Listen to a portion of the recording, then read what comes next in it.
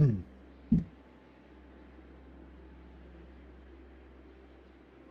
right.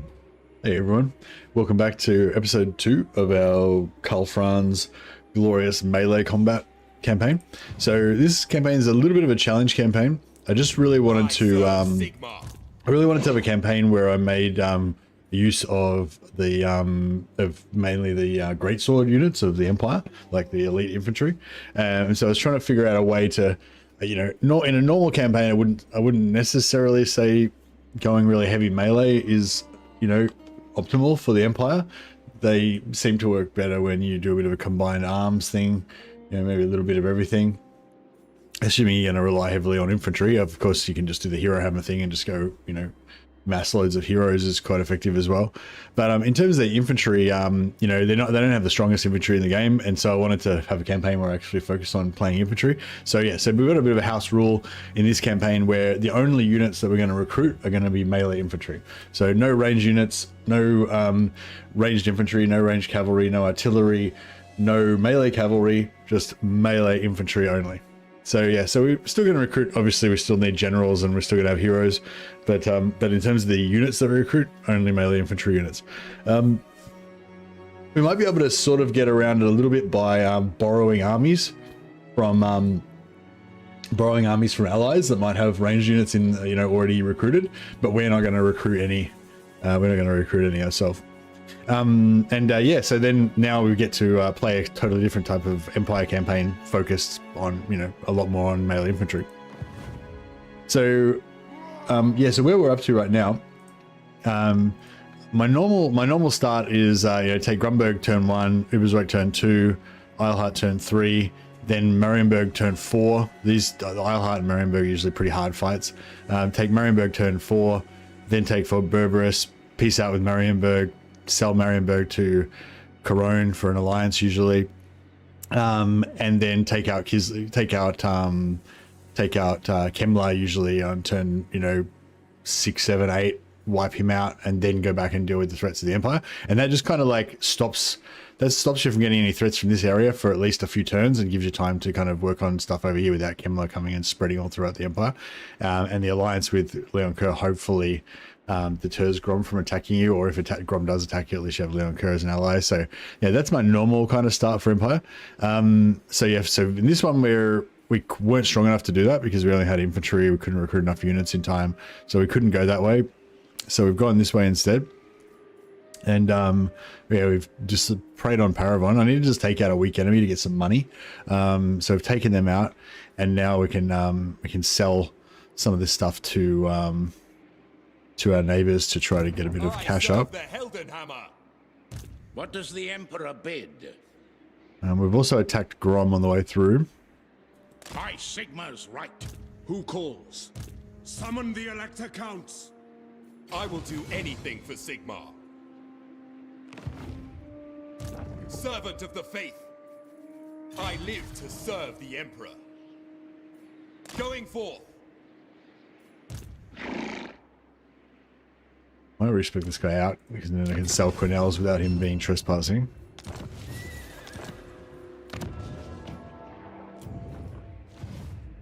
Alright, so we can sell Quenelles to I serve the Lady of the Lake. It is a little bit of a cash injection.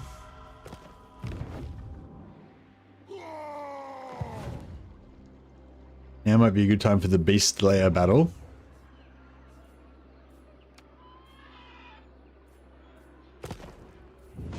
What makes you say that? Yeah, no, I want to get after Grom as fast as possible. Yeah, we're not too damaged, but I don't want to get. I want to replenish. And then next turn we're going to be in here with no replenishment, so I don't want to fight and then be damaged, and then I'm going to be in here. So we're only going to get probably this one turn of replenishment. So yeah, I don't know. I think this is a bad time for it.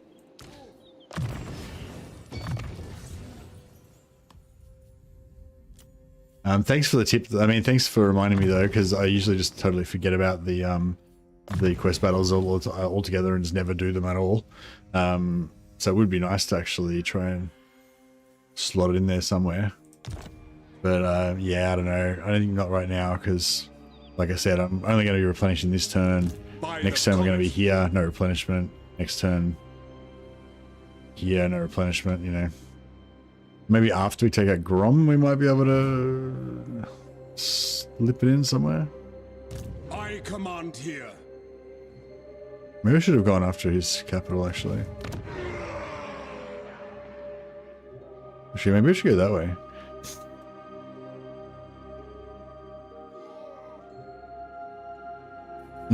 Anyway, yeah, so we've got Altdorf up to tier 3.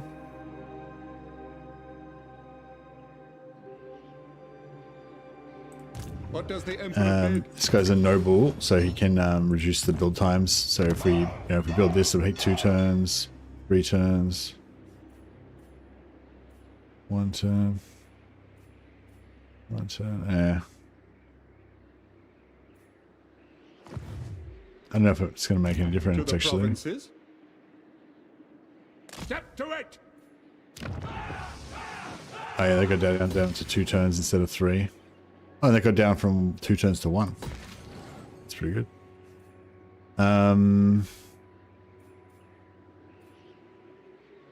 Get that down from 3 to 2.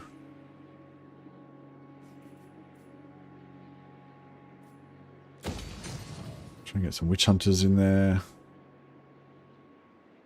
Some engineers. Yeah, just trying to get all the heroes basically.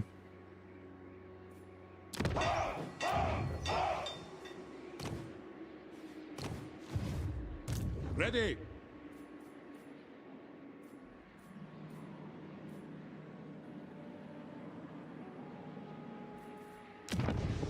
I don't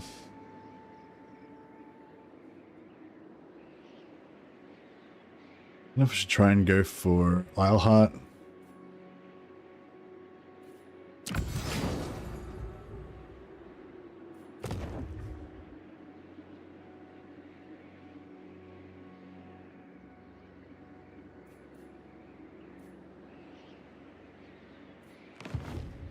Raise Sigma!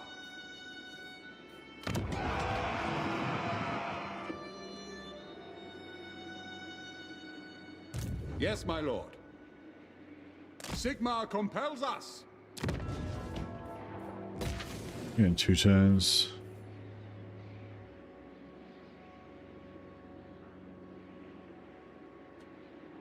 So, it is I should have built the. I should have built that as well.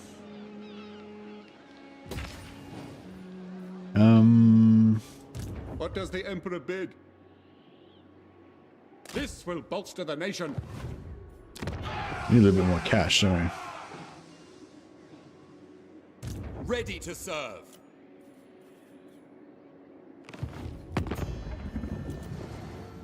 None shall question me. Onward! Welcome, friends of the Dowie.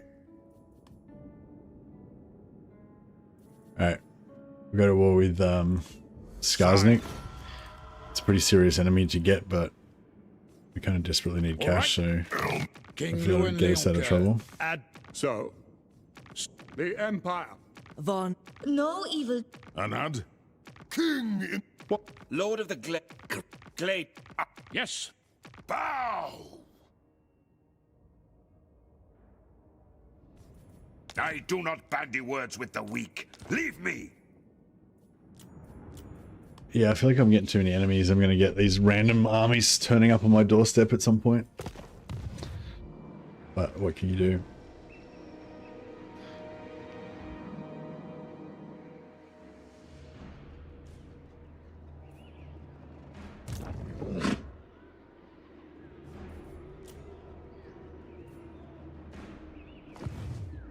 Here to serve. Arch-Lector. Honored to serve.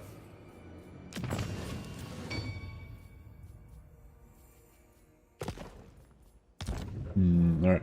Sigma lightens my steps. I'm in there, so we'll get some extra replenishment.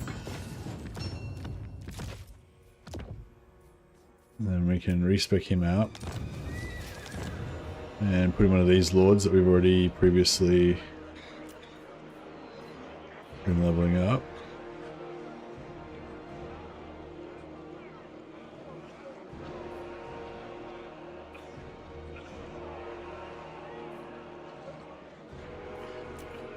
Warrior of Sigma.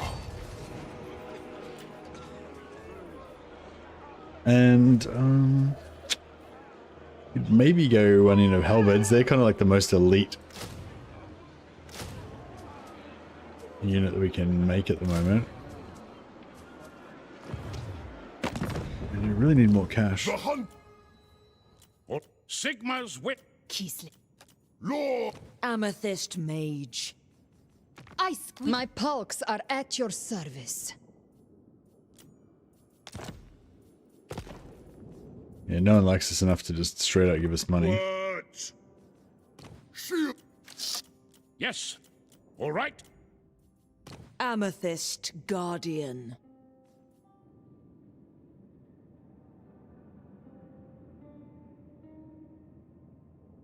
You want to impress? Do it as Bretonia. You might have missed the intro, Gunsman, but yeah, no, I'm not interested in impressing anybody. It's a kind of a role playing thing. I really like the Empire infantry, great swords. I just think they're really cool, yeah, like especially the great swords and the Caribou great swords. They're just like always been one of my favorite units, and I just really wanted to see them on the field, you know. So it's basically like a. Yeah, basically like a house rule to force me to use melee infantry. For Sigma. So? But yeah, Bretonia infantry only doesn't sound like much fun. But I don't know. Yeah, how was it? Did you enjoy the campaign? I just had a Bretonia run the infantry leaves me agonizing. Okay, that doesn't sound. You're not selling me on it. Sorry. If you had have said it was super hard but really fun, actually I was surprised, one of the most favorite campaigns I've ever had or something, then I'd be like, okay, that sounds pretty cool. But if you're saying like, yeah, no, it's just as shit as it sounds, terrible experience, it's like, all right, well, I'm not interested then. Yeah, I'm not really one of those people who likes to just do things just because they're shit. I don't mind. I don't really mind whether it's really challenging or it's really easy. I mean, if it's more challenging, it's usually more fun. But that's secondary for me to the kind of, you know, the theme, I guess, or the storyline, or the objective, you know. Anyways, but yeah, that's impressive that you were willing to take on that challenge. Bretonia melee infantry only, hey?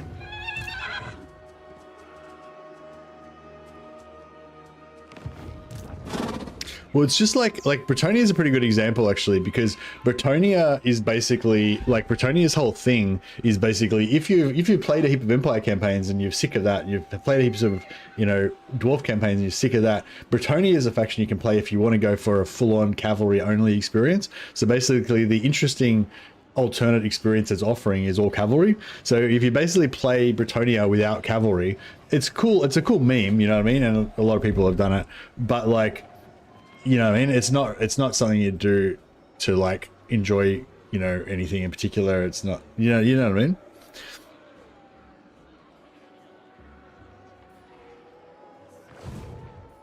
To the provinces. So, the nation calls. And to be honest, doing a melee infantry only with the Empire is not something I would normally particularly want to do. It was just a very specific thought that I had on this occasion, that I really wanted to see some great swords in action. And so, yeah, I came up with this house rule to ensure that I would see some great swords, essentially. Yes. I feel like I might have to just not recruit this turn. To the provinces. I am Prince and Emperor. I mean, I could just not build a building.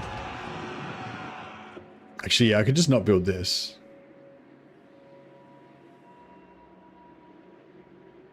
How much was that? 800. I'm not sure. We might still end up in bankruptcy territory, though. None of these give you money, do they?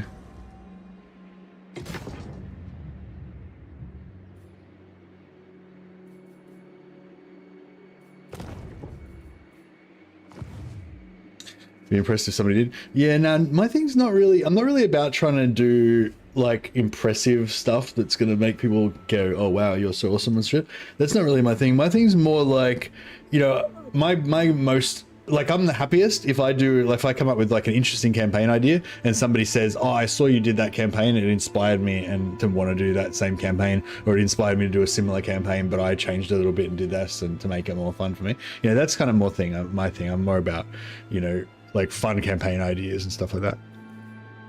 Sometimes those fun campaigns ideas are, you know, fucked up, extremely difficult challenges, but you know, not necessarily. That's secondary to the, for me, it's secondary to the interestingness. Let's see if I'm going to get attrition here. I feel like I am, but there we go.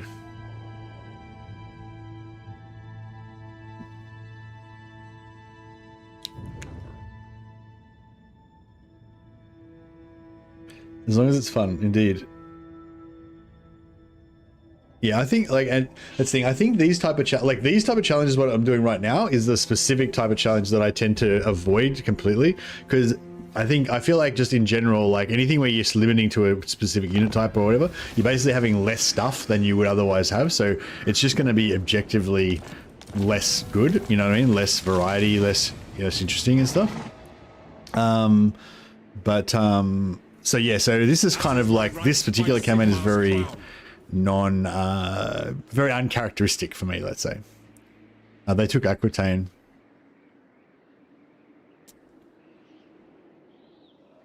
Fuck yeah, I don't know if we're going to get a chance to even take out the orcs.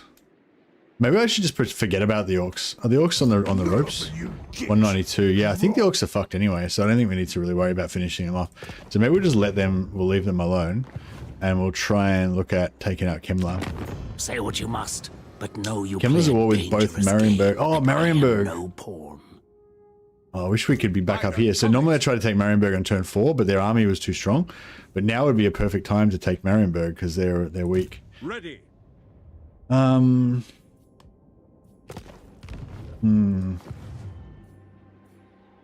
yeah, that's right. Less variety. So it's like, I feel like it's like objectively worse, but yeah, it gives you opportunity to try out different strategies and stuff like that. Raise Sigma.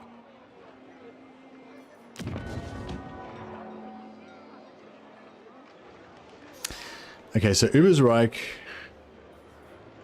we can try to pop open the gates.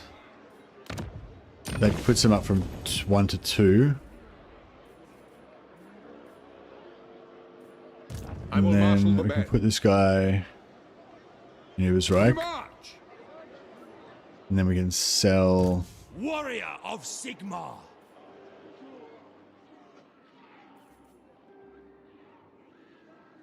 Ready to serve. Sigma lightens my steps. Yes, my lord.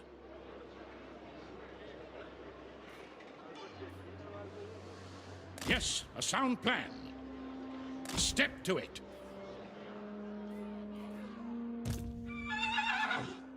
Yeah, I just want no one to be in the way of Karl Franz. To unite the provinces. Slowing him down. Okay, he's might still be in the way a little bit. Fine. Champion of the faith. Your word is my command.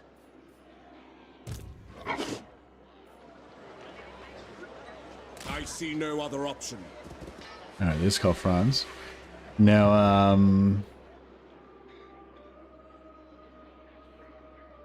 maybe increase the variety by using allied unit recruitment. Yeah, I'm not sure if I want to use allied recruitment unit recruitment. I was thinking at the start, like I was sort of saying at the start, I think we're going to go for like no recruitment of anything that's not infantry.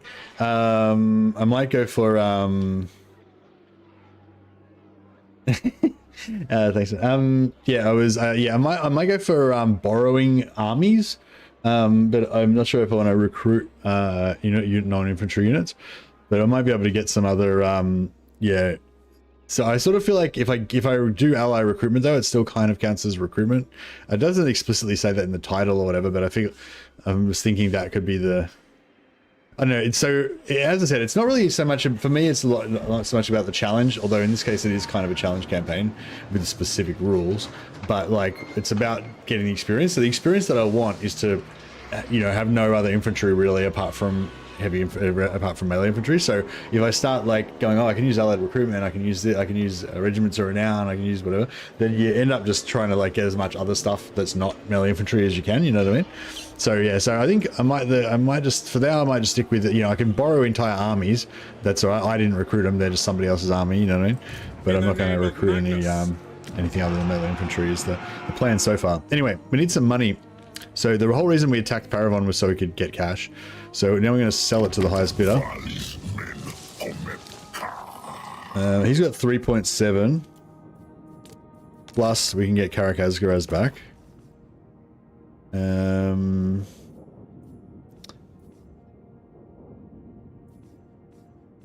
Carcassonne. Men of the Empire, what brings you here? Will give us 3.7. Plus we could get other Quenelles or Aquitaine. And then Aquitaine we could sell to the dwarfs. Actually, we could sell Paravon to the dwarfs as well. Times grow dark, and here come the Ungi to lay their troubles at my feet.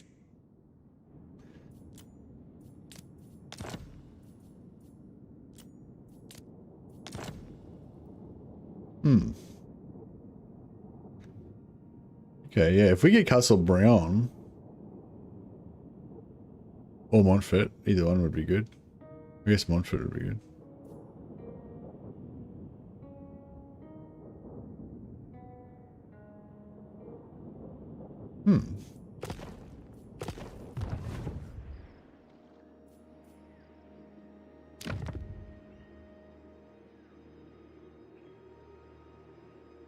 So Castle Brion, Montfort's tier 2. That's pretty good. All right, so we'll sell. I am not in a good mood, manling. Say your piece. Sell Paravon to them.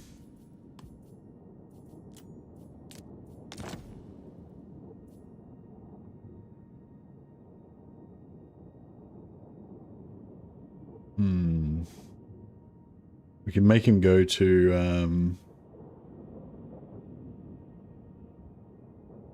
the Marienburg's already at war with Kemmler.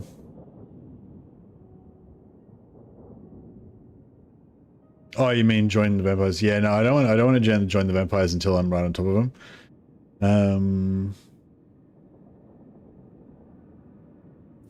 But yeah, I might get them to join war against like some of these other randoms that I don't really want to fight.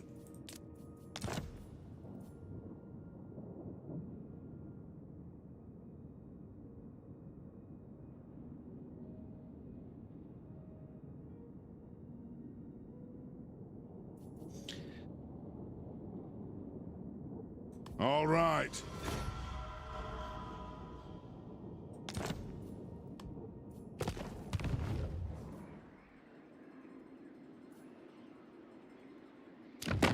The Emperor's mewling entreaties are as insufferable as the cries. So yeah, I was thinking about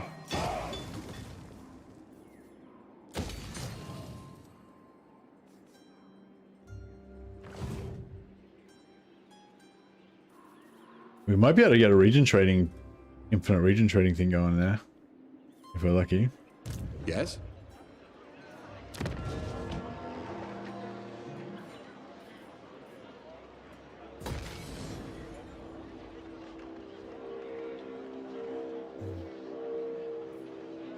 Fucking broke as shit. Need money. Need more regions to trade more regions for infinite money.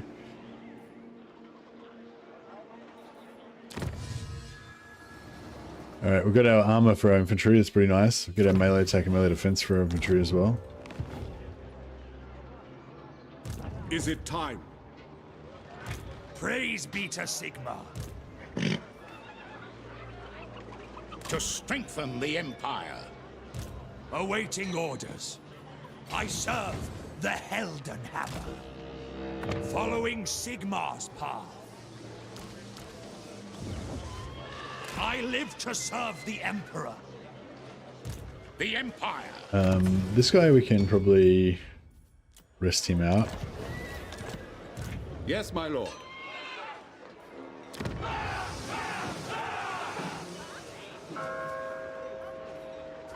He's like 700.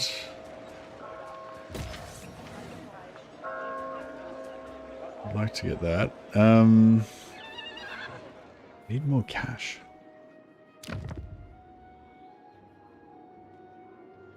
Manlings come. They only do when they want something. Now next turn we'll be able to trade again. Yeah, we might have to just sit tight for one turn. By the comet.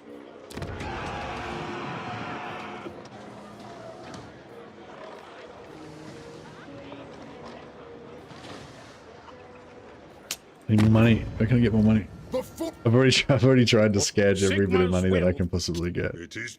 Yes! To the provinces? Affirmative.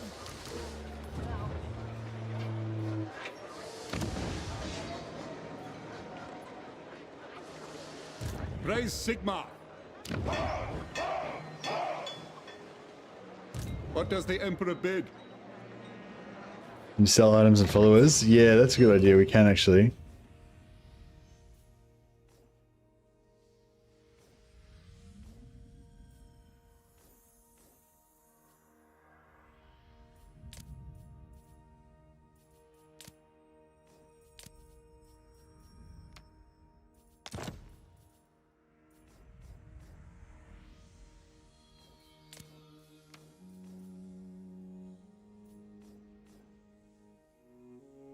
I kind of don't want to sell those, I guess. Get some nice items so far. Very nice.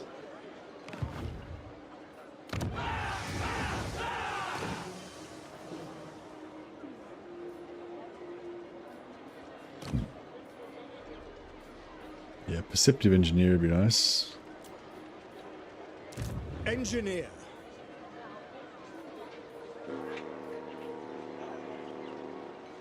Alright, we might just have to leave it at that for now. Empire. Summon the Elector Counts. Next time we'll get more money.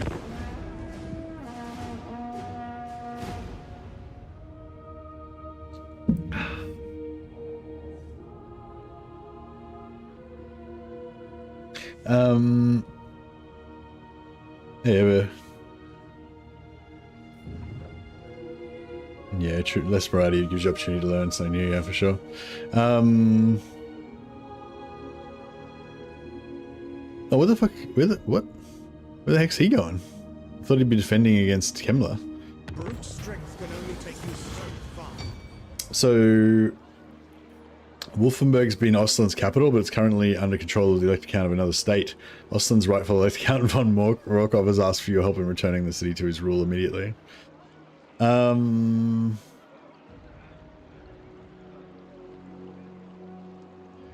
Yeah, I feel like Ostland's going to die out pretty soon anyway, so... Actually, no, I might demand his return. Each minor refinement is a step in the Do not process. waste my time with petty It's so talk. weird. They just Make like your ran offer away and from the be done. Beastmen.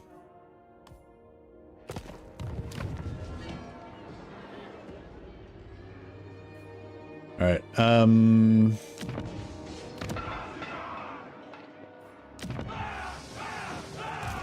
You may speak before my shield bearers and on the Oath Stone.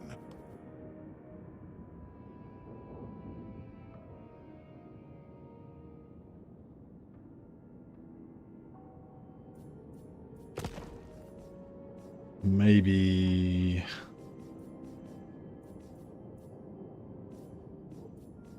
We can screw over the vampires, My maybe? minions are restless. This had better be important for your sake. No. Yeah, I think I can only sell it to the dwarfs because it's surrounded. Dwarfs or vampires.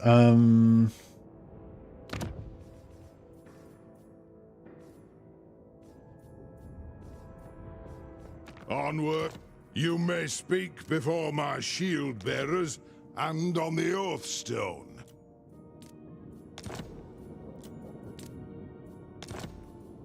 Okay, so we can sell Montfort. So I've built a so I've done a specific thing. So Montfort, I've built this. So if you build a basic recruitment building, it usually raises the trade value quite a lot, so we can get a little bit of money. But also the dwarfs, I'm pretty sure, don't have an equivalent building to this particular building, the shooting range. So when we trade it for Baston, it's worth more than Baston at the moment because of the shooting range. But once I sell it to them, it should automatically destroy the shooting range.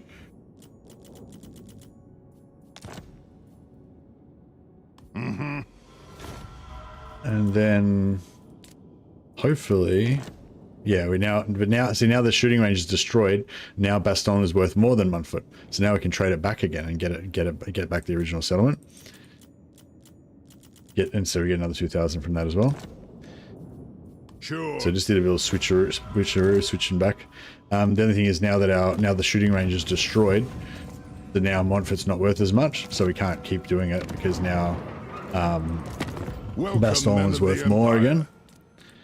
So, but then next turn we can build another, shooting range or whatever.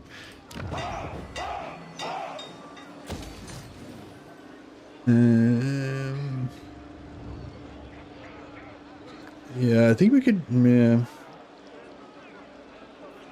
So we could build a shooting range, or we could build a shooting range and a barracks. So if we do build the shooting range, then we can keep switching it back and forth because that'll keep that effect will keep working. But if we build a shooting range and a barracks, then it'll be worth heaps more. So then we could potentially trade with like a Kemmler and try and get into his stuff. Death comes to all eventually. So he's got Kazlar Twice with 186 now. Even with both barracks, we're not going to get that. 136 now. Okay, no, that won't work. Even if we had 2 barracks in there, it wouldn't be able to be good enough to trade for anything there. So we'll just keep doing the same thing for now. I might end up keeping Montfort because the iron there is actually pretty good. If we get the iron, we'll get +2 recruitment for swordsmen, great swords, and knights, and we also get reduced upkeep for swordsmen, great swords, and knights. So especially the great swords is the key part there. If we can get lots of upkeep reduction for great swords, that'd be pretty good for us. Now,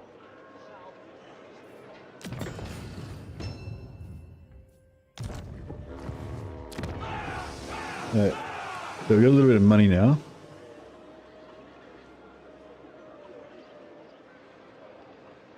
I will marshal the men.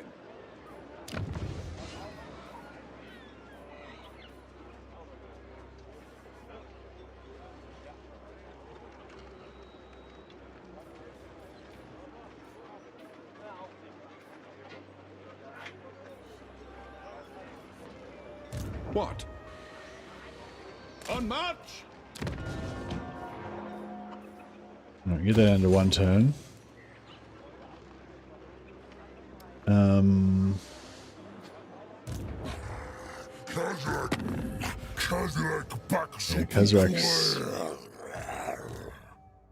Kazrak's a scary foe.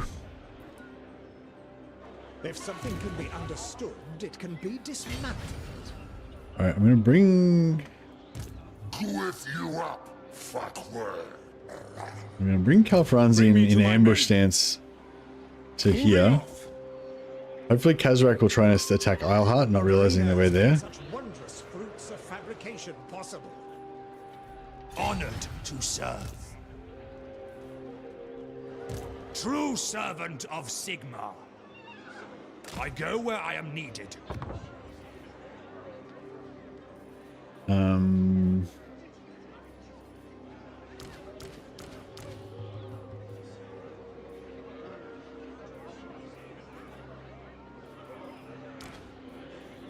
Might get some more halberds in there. Master craftsman.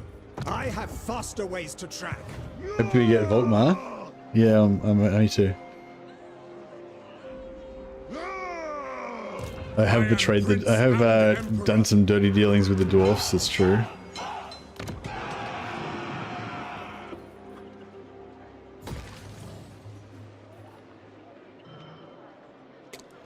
Yeah, 1,000 there, but it would give us an engineer. The nation calls. Move!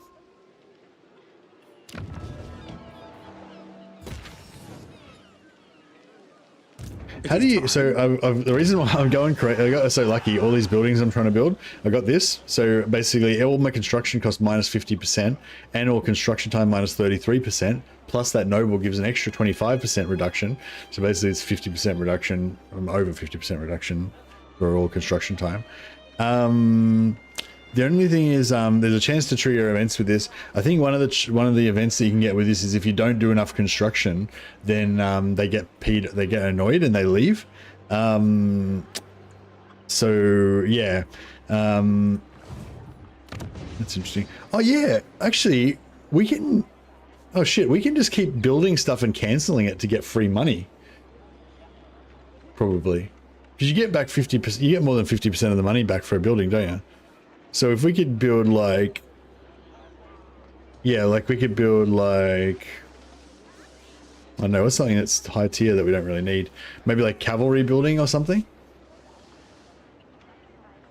Oh yeah, we do need tier 4 because, wait up, no, we need tall walls. Tall walls are tier 3, aren't they? Tall walls, yeah, actually, yeah. I can knock down one of my hero capacity buildings so we can get our hero stuff up, or we can just wait till we get a tier 4 elsewhere. The Empire.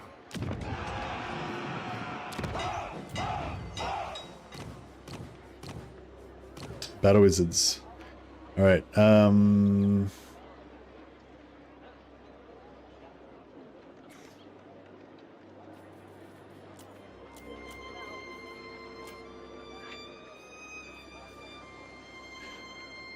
I need more money.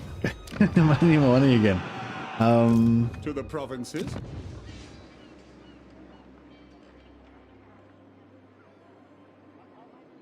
Raise Sigma.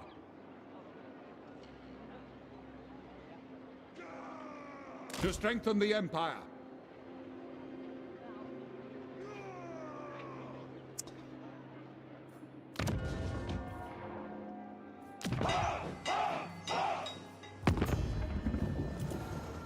Mistress of Ice. Here we go. The Tsarina Play war bids against you Throt. welcome. That's not worth it for You have been 750 gold, but every little bit helps. Yes. Dark. I am the blood of Gilles, the There we celestial go. Iron Dragon's Should have just waited for assistance. these ones first. Only be granted for good reason. The Iron. What's mad?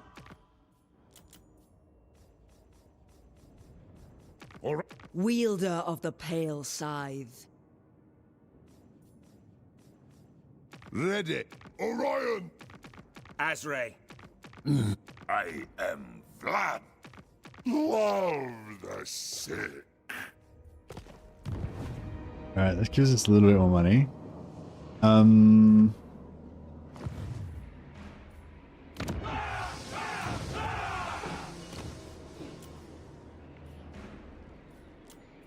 Jade Wizard. Hire that wizard.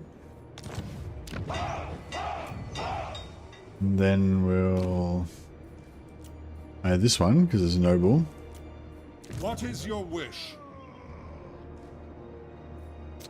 A little bit more cash.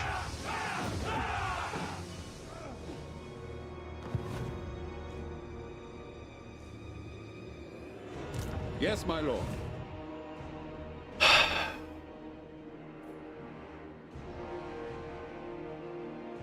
Alright, we have to just slow down, I guess, and just wait for our money to get up again. I'm worried we're going to lose Grunberg as well at some point. I just got Forge of Hashut and Dark Gift plus Ogre Mercenary Camp in the same province for plus 30 armor and plus 20 melee attack and melee defense. That's awesome. That's the dream, isn't it? Welcome, brothers, from across the Grey Mountains.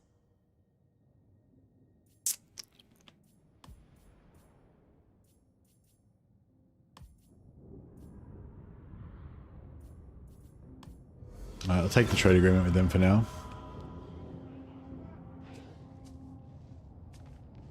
I'll try and strengthen both Carcassonne and Caron, and then hopefully... I knew those fuckers would come and blow up Grunberg at some point. Lethal etiquette, success chance for heroes.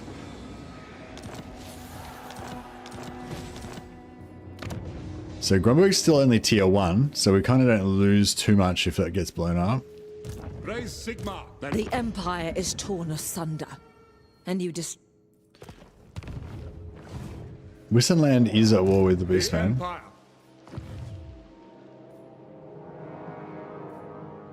Ever vigilant.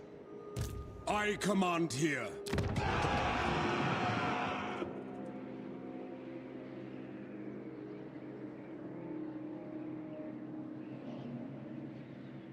So I'm kind of stuck.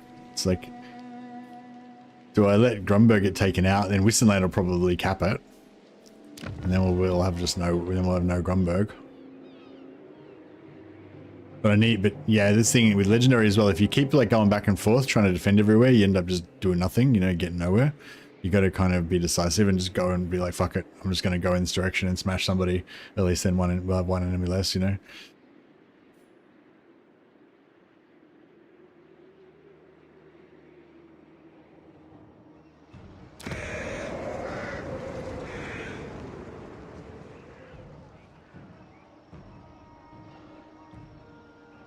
Oh yeah, fucking Marienburg's fucked now. Yeah, I'm really cockblocked now by Kazrak because I can't really move through here because I could get ambush attacked by him.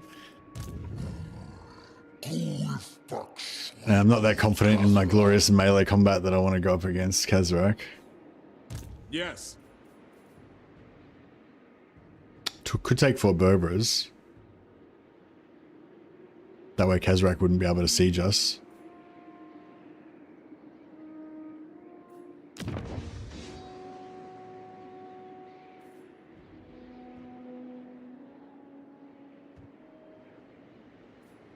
That is fortuitous.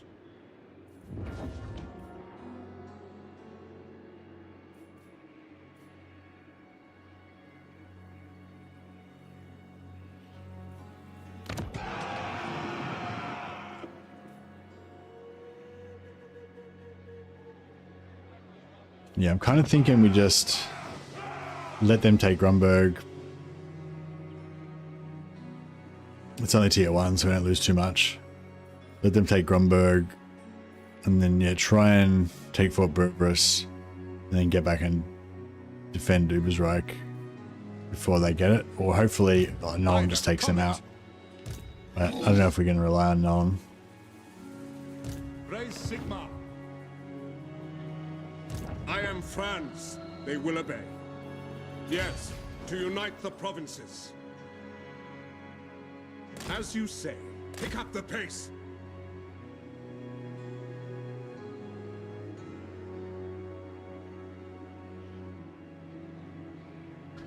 Oh, you know what we could do? Certainly. He's in range to reinforce on this guy.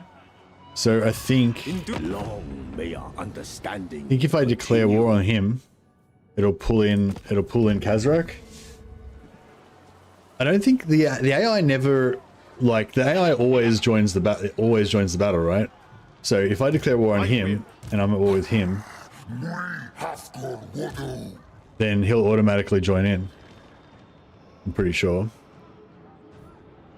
The Empire. The Lord of the Jade Swan gladly receives you. Why would I dirty my hands with the likes of you?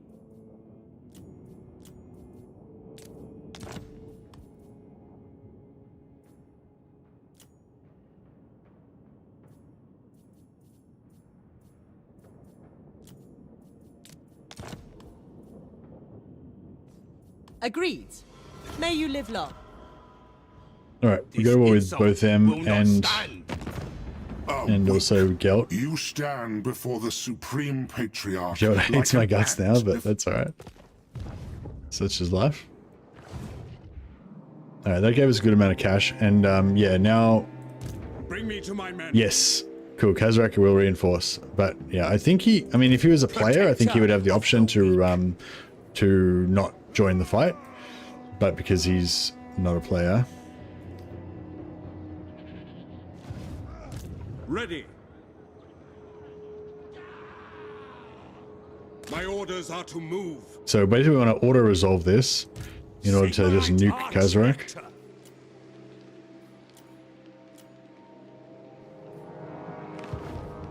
But if we can't win the auto-resolve, then that's going to suck. Because we can't, if we fight manually, we won't be able to kill him, and he'll run away, and he'll just re-stealth, and it'll just be a bunch of bullshit.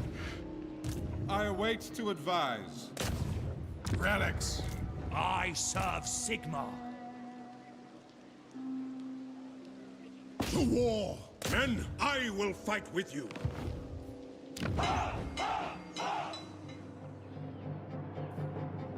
By the comet!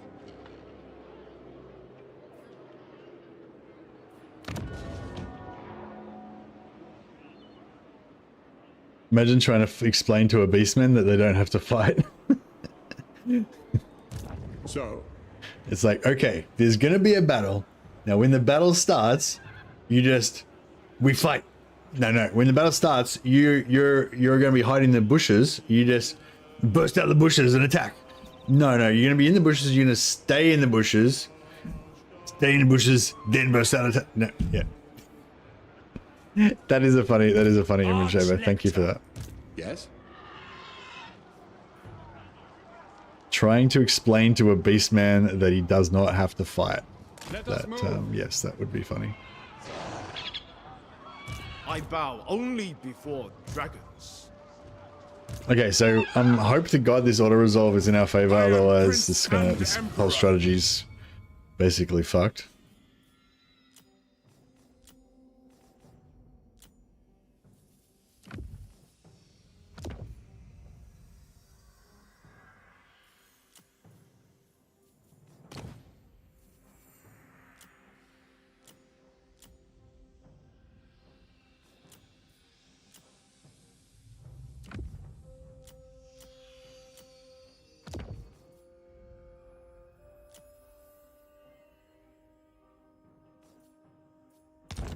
Replace the Force March General for better auto-resolve? Yeah, I could, but I will marshal the men. I'm not sure I want him to be out for 3 turns though.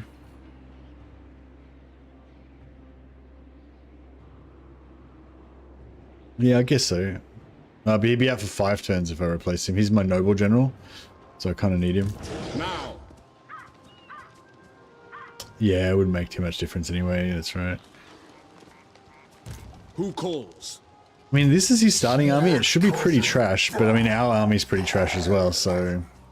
Summon the Plus, we've got the stack here as well. Oh, looks pretty good. Looks good. Alright. Boom. Splat. Kazrak doomed. That wasn't even that bad, really. Okay, that was good. That was good. Now...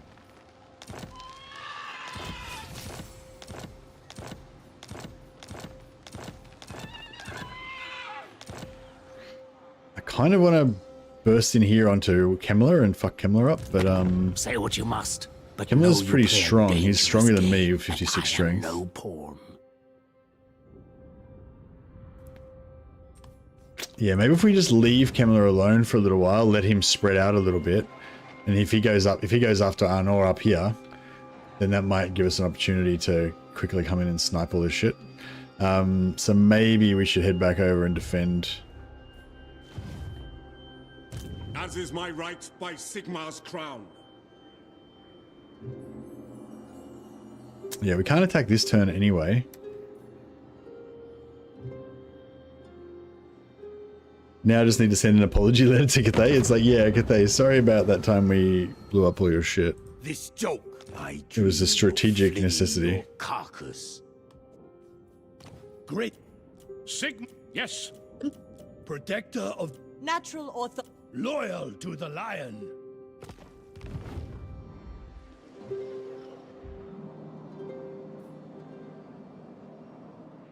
All right. Well, we'll do this. We'll do the dwarf shenanigans again this turn. Honor to your ancestors. For the wisdom of Valea. Hail to your emperor, manlings.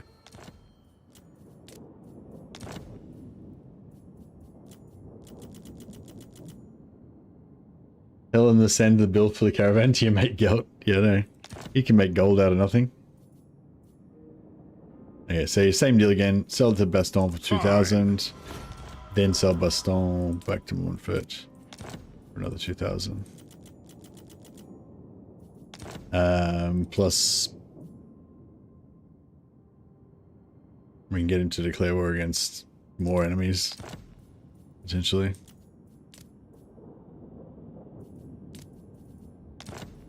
Not really.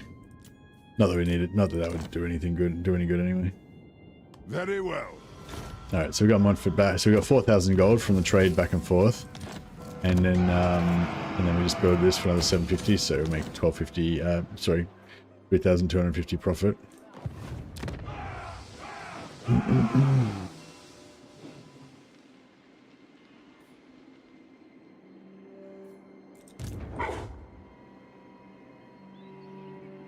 So,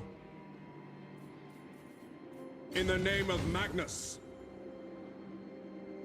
I don't know. Or should we go after fucking Gorsel and try and get rid of the Beastmen once and for all? Getting rid of the Beastmen once and for all would be good, but then we kind of need to be over here as well.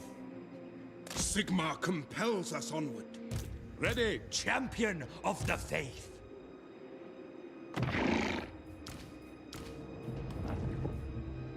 Yes, a sound plan. I serve the Heldenhammer. Your word is my command. I live to serve the Emperor. Honored to serve. I serve the Heldenhammer. Alright, he can initiate on Gorsel next turn if we need to. Or, depending on what happens here, we can rush back over here. I'm kind of thinking if we recruit a lord here, that might somehow distract them.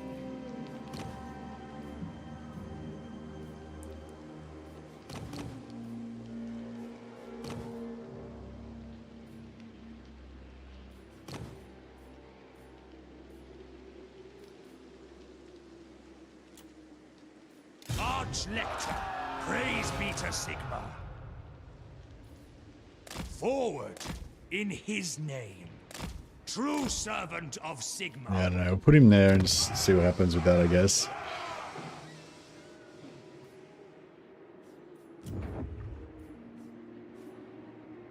I don't really want any of these warrior priests, so I'm just gonna get rid of that. Empire Captain, Monster Tracker. We could send the Monster Tracker to find we could send a Monster Tracker to find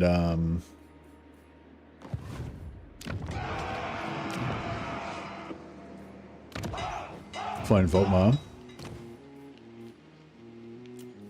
The nation calls. If that's what the Emperor commands, it will be an honor. Hey, what's Karl Franz's? So you can get +1 capacity for Empire Captains. I should have done that before I recruited one, but that's alright. Tough is pretty good. Fleet-footed's pretty good. I guess we'll just wait till next turn. Weaponmaster, Bandolier, determined. We'll try and get some more nobles. Engineer. Back to the workshop then. We can get all noble heroes, then basically our heroes will be free. Pretty sweet. Jade Wizard. If we get a noble life wizard, that'll be pretty glorious.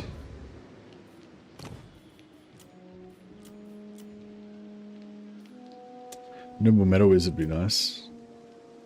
Oh, there was a Noble Death Wizard here before and he spec'd out, he like went away. It sucks.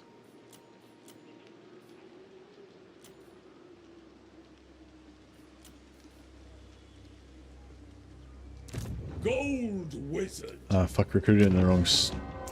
Recruited him in the wrong town. I wanted to get him in Altdorf. I just clicked on the wrong thing.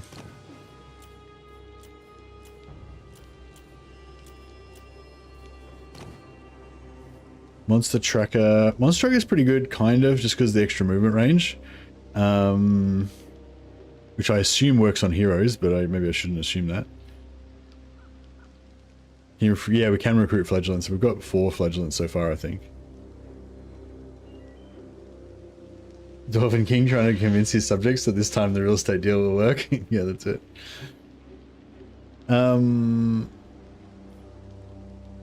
Yeah, we'll go for the Monster Tracker for now. Maybe we'll replace him and get a Noble instead, or whatever. Actually, yeah, we want Nobles for everything. Nobles is just the best trait all around for Empire. You just want every character to be Noble, basically. In an ideal world. Alright, so we'll pop this so we can get, in 2 turns, we'll get an extra. Well, we could have done it in 1 turn if I recruited that Noble in the right fucking town, but I fucked up. Now. Well, I could have recruited here, so I could have got this in 2 turns instead of 1, instead of 3. Although probably next turn I can get it in 1, so I may as well wait. Oh, actually, what I can do is build this now for 1200, and then cancel it next turn.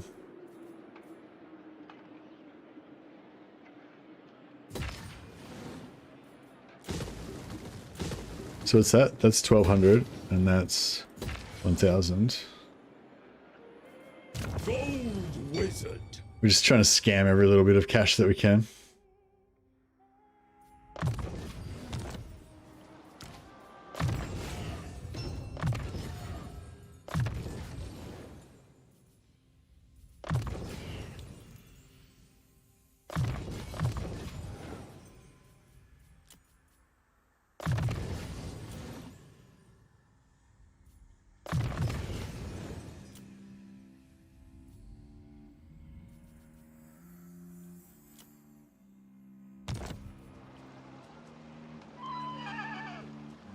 The nation calls. I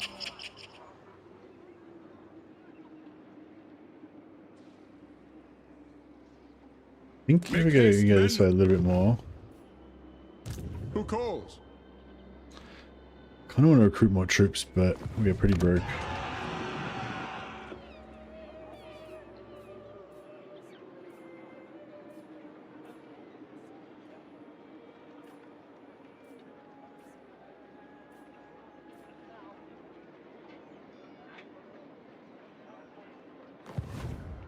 Sigmarite Arch-Lector. What do we want to build in here, actually? Do we want to build more witch hunters or more engineers? Witch hunters are cooler, but I feel like engineers are probably more useful to us because they've got guns.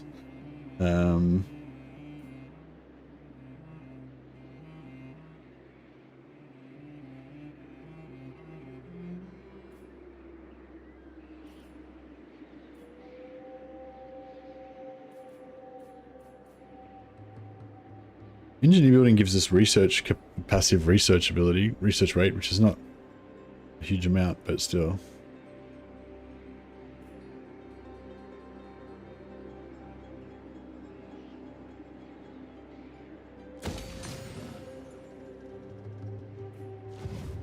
Full Sigma. Protector of the weak.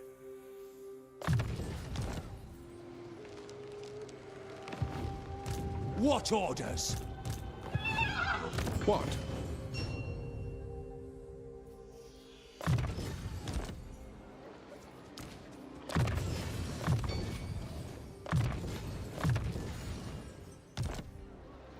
I haven't done a long campaign as Reichland yet. Really got to do it.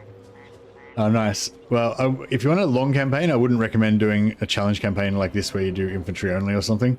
For long campaigns, I feel like you want as much variety as you can, and you want to have like long-term goals, like, you know, stealing heroes from other factions and stuff like that. Sorry, you didn't actually ask for advice, but no gunpowder, only steel and faith is required. Indeed.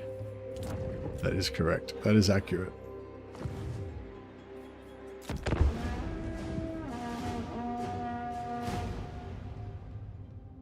Yeah, we need some more recruitment going on, but I need more money as well.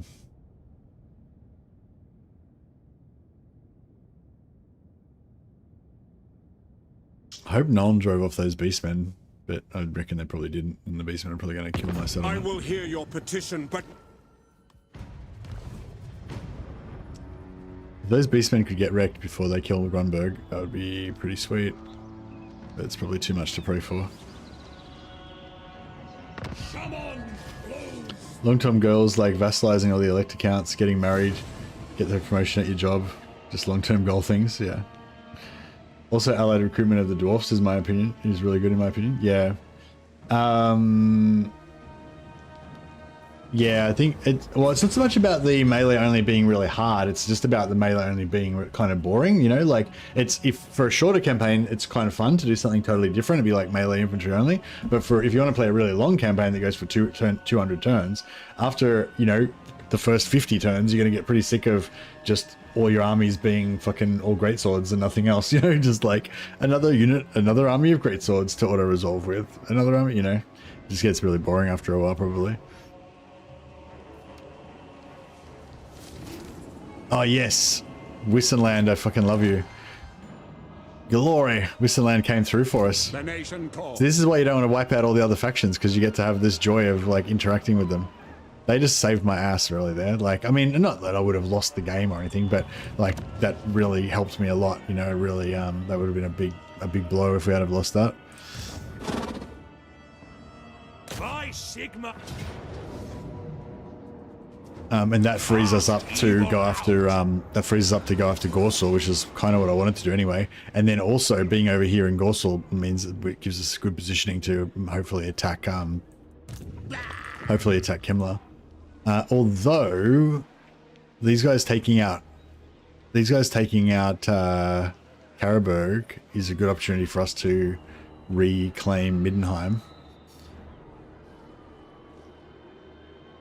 You can still get artillery and ranged units, you just have to fight in melee. Well, maybe you can, but in my campaign, which is melee infantry only, I can only recruit melee infantry, as per the name of the stream and the rules of the game. I see no other option. But yes, as I mentioned a few times last time, I'm not really looking for suggestions of how to change the rules of the campaign. I'm only looking for, if you want to take suggestions, I'm only interested in suggestions of how I can make it work within the confines of the established rules. By Sigma's right.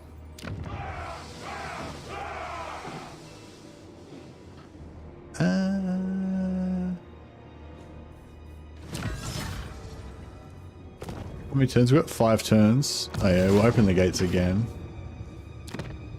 I might go for tier 4 before I get any more tier 3, just because it's hard to defend.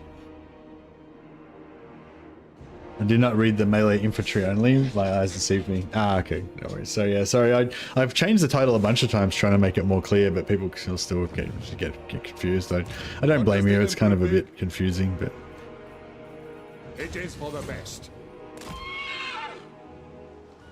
I'm kind of enjoying this. It's kind of a low fire campaign, like much slower than my normal Empire campaigns would be. I feel like there's going to be a lot of reclaiming going on in this campaign.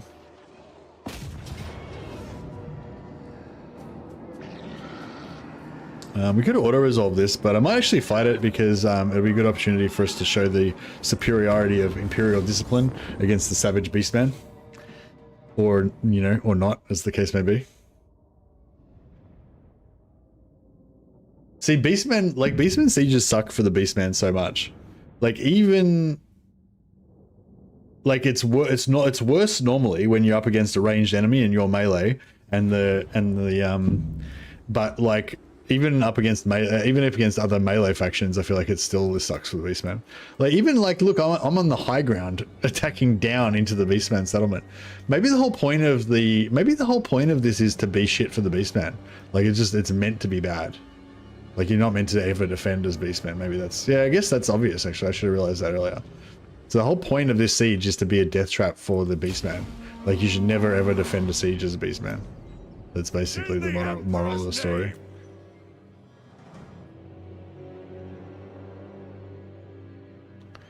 Two more turns for another Caribou Greatswords. Oh, is it? Cool. And then we can probably get another one straight after that too. Which will probably tank our economy because we can't actually afford to support even the carrot one that we've already got, but that's alright.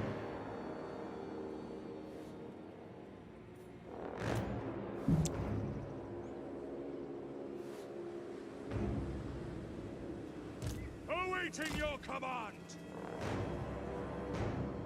Sigma Exultant.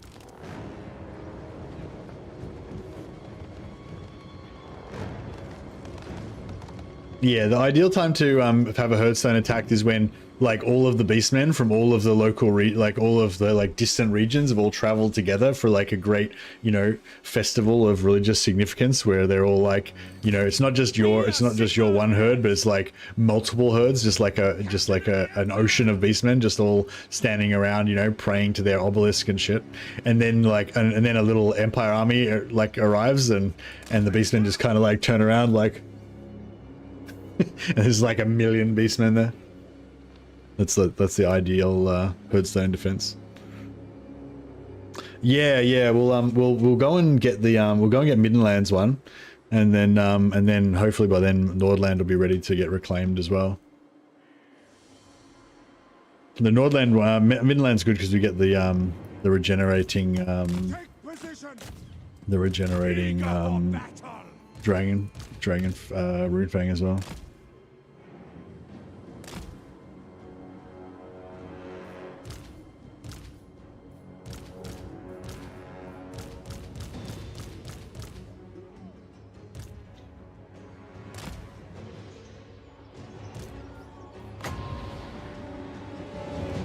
Sigma guides me. Ambulating. Onwards. Progressing. Alright, so I've got two types of infantry. I've got line holders and flankers. That's it. That's all we've got so far. And we've got flagellants, which are our cavalry infantry, because they're 6 faster, like slightly faster. Ulrich's wrath on them. Moving. Gold rules all. Get them. Prepare for combat. Well, maybe our heroes can handle this. And the infantry might not have a chance to get into the battle.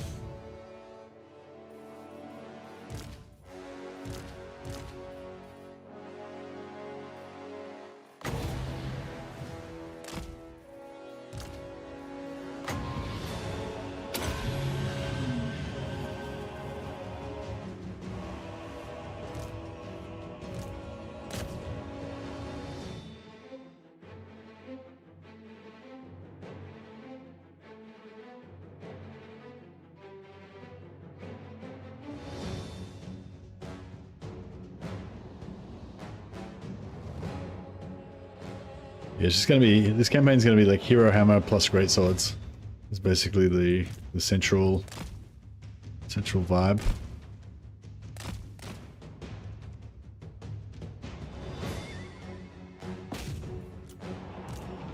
Ha! That's an order. Yes, this is my command. The portents cite chaos. Celestial might. Halberdiers! Quick charge! Take the ground!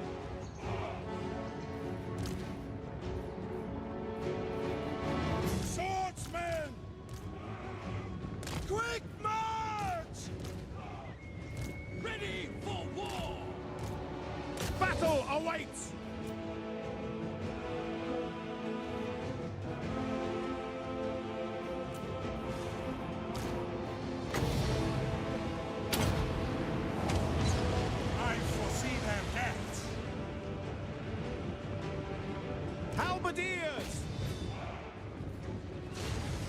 Ready to serve!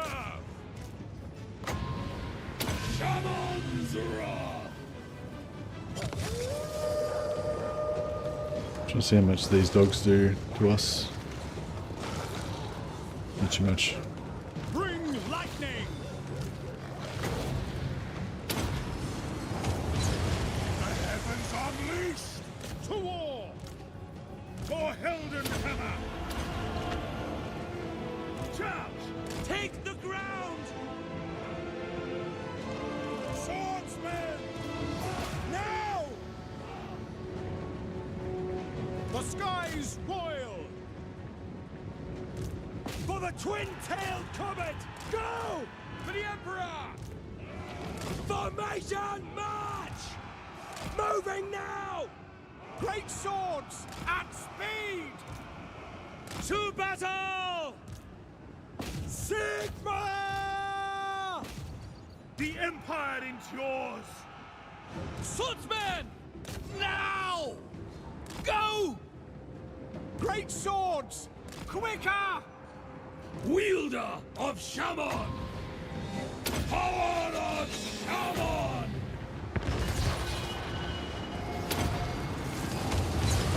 Celestial might! Our weapons are yours! Quick march! Yes, sir! Beautiful. Halberdiers! War! Yes, sir! Attack! The Empire endures! Formation march! Charge! Attack! See to it! So my spearmen have suddenly become super spearmen with 52 melee attack. By Karl! Yeah! For Heldenhammer! Gold Wizard! Drop a spell here. Guides me! Try and knock down this barricade a little bit.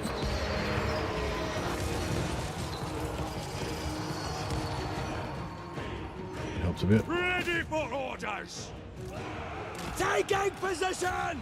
For Heldenhammer! Ready! Nice.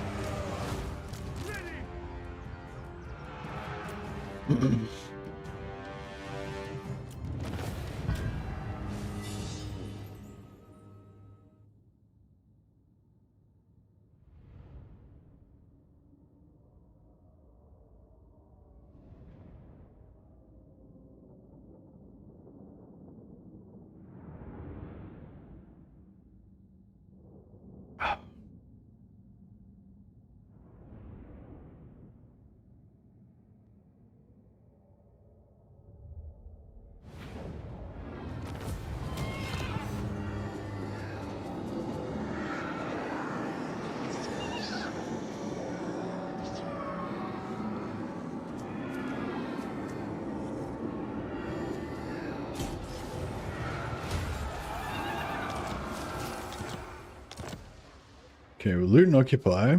Champion of the faith. And then,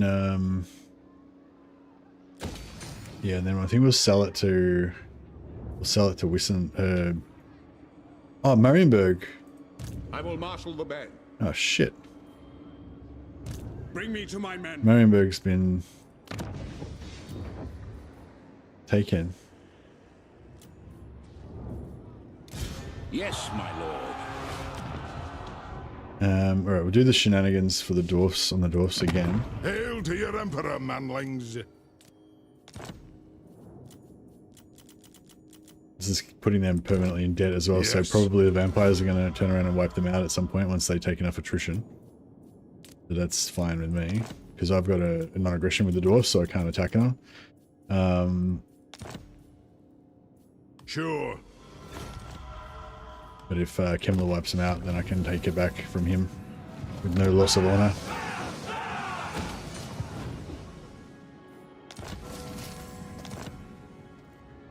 So, yes. Yes, to unite the provinces. I see no other option.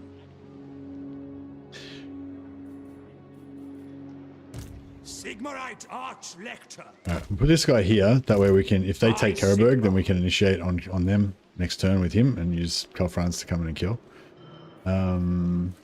Sir? This guy is going to go and find Voltmar. What the Emperor commands? Gold Wizard. Tough is not bad. Perceptive is good. Actually, I'll take Perceptive. We can't have everybody. Can't have everybody be a noble. Who calls? Servant As much of as the we would faith. like it.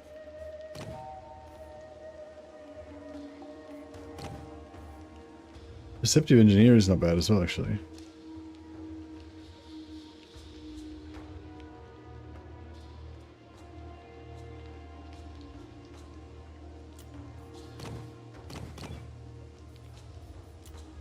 Noble Life Wizard. Yeah, alright. I might get rid of... Protector of the weak.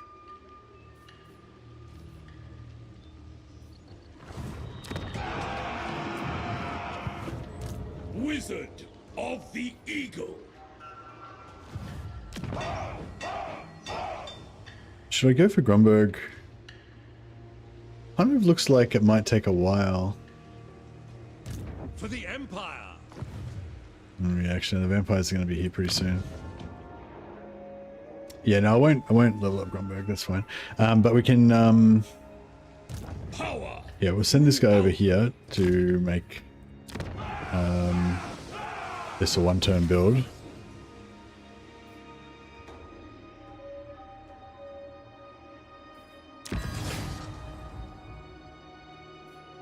Go commendation on Karl Franz again.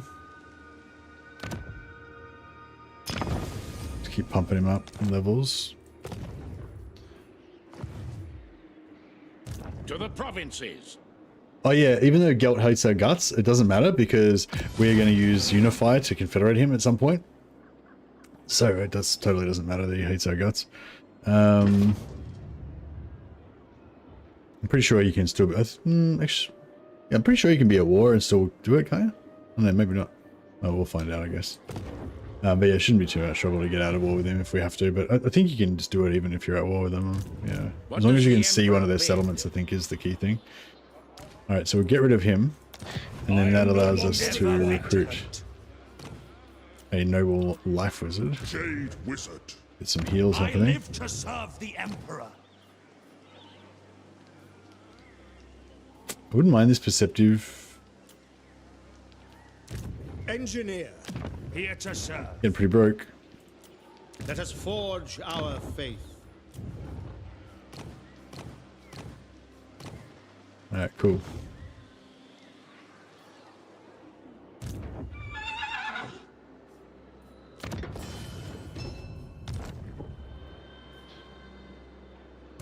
I will marshal the men. I command here. It is for the best. Praise be to Sigmar. Yeah, he can respec out.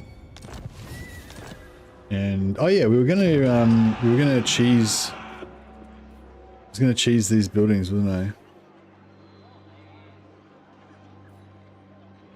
To try to get more money back, but I don't know. I kind of want those buildings as well, so.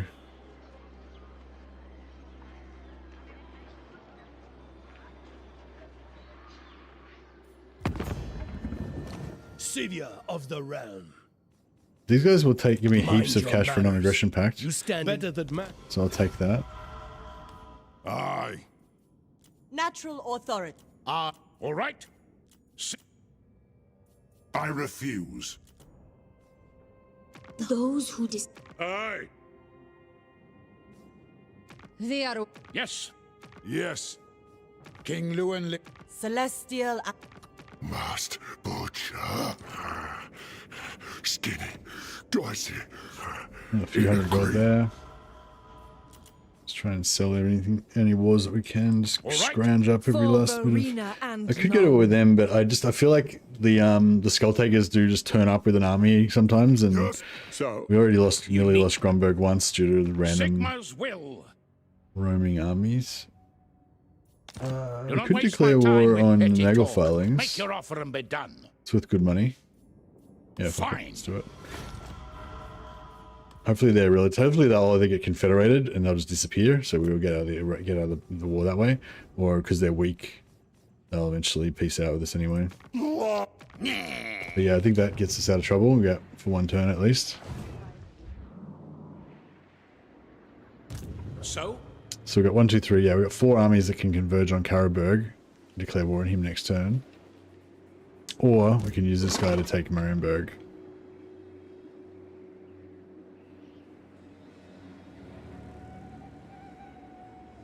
I don't really have the money to take Marienburg. We might have to wait for Kemmler to take it, or... Oh, but if... actually, yeah, we kind of need to, though, because if Corone takes it, then we can't get it back without fucking up our alliance. the Empire.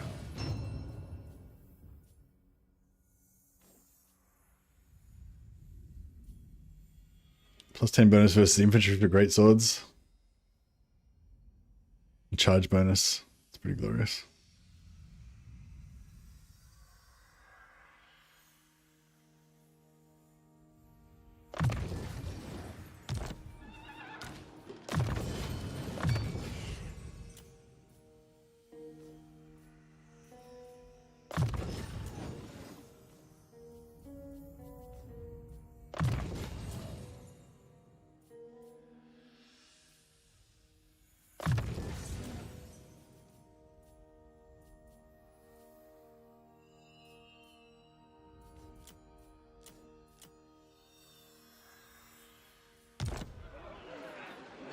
There is power within breath.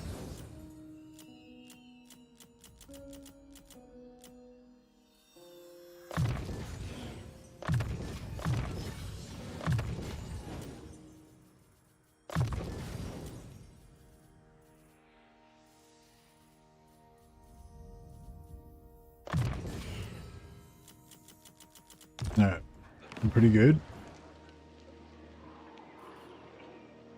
What brings you here? The nation calls. Tools of judgment ready, awaiting orders. Cunning is pretty good as well. We've currently got, what, extra 5% campaign movement range. Campaign line of sight plus 25%. Yeah, it's pretty good for a map hero. Although, I kind of don't really want to use him for a map hero. I kind of want to use him for a battle hero. Because cunning plus 10 melee defense is pretty studly. They will be judged. Although this guy's got, this guy gets plus 12 melee attack and melee defense if there's a terror causing unit. But if there's a terror causing unit, it's even with the plus 12 melee defense and melee attack, it's probably still going to kick his ass. It's not, this doesn't really turn him into a god or anything.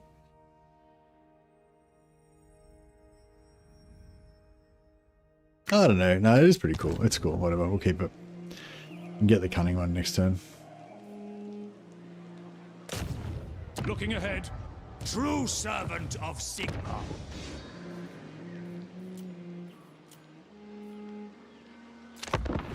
Huzzah.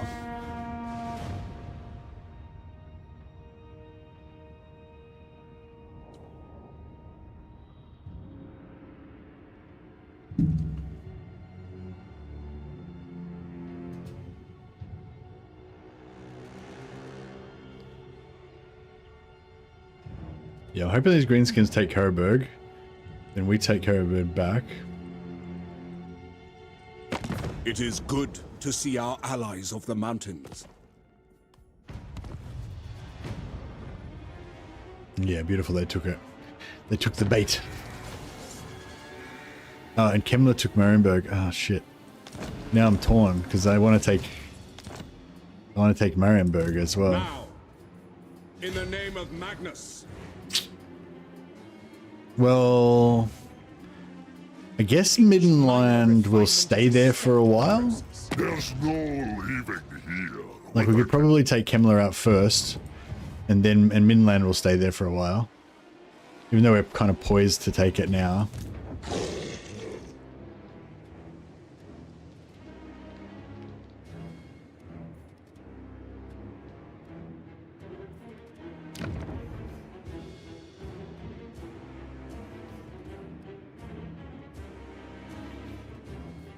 Alright, let's do some shenanigans here. So Hail to your Emperor, we'll sell Madeleine. Montfort to Baston to the dwarfs again. Take their 2,000 gold. Go on then. Then we recruit a lord here.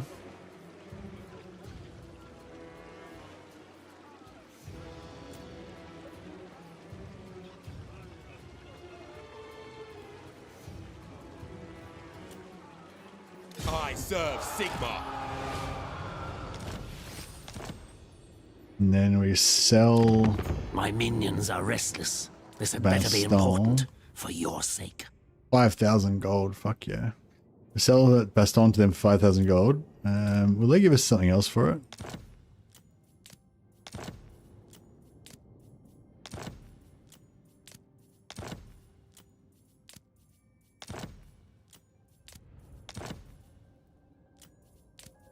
No. That's okay. So we sell Baston for 5.8k. Very well. That's basically, that's all of Kemmler's money. So we just tapped him out completely. Then I serve the Heldenhammer. we all like, fuck you, Kemmler, and we take it back off him again. Never. To battle. Warrior of Sigmar. And then we Honor to your ancestors. sell it back to the dwarfs again. Alright, so we just got a crap load of cash out of that. Plus we fucked over Kemmler. Took all of his money. And now our war chest is up to about 9,000. So that's pretty glorious. Karl, Franz. You know, we can take Marienburg without having to pay the 2.5k to reoccupy it. So that's nice. Who calls? Praise Sigmar. We can't quite reach that, hey? Now,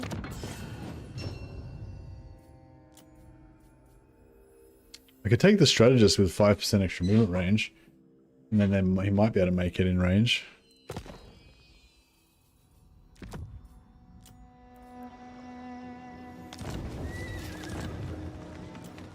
Warrior of Sigmar. Praise be to Sigmar. Nah. It's switching out the Lord. Fucked his movement completely. Sigmarite Archlector. Yeah, he's got this little bit missing.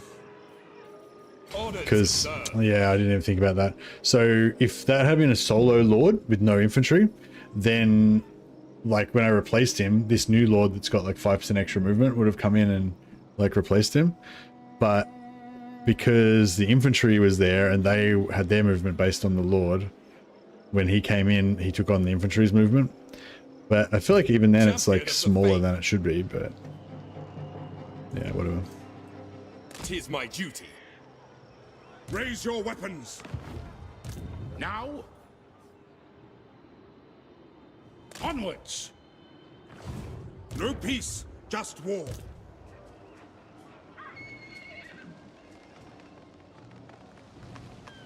Fight for our nation. Praise Sigmar. Step to it. Men, I will fight with you.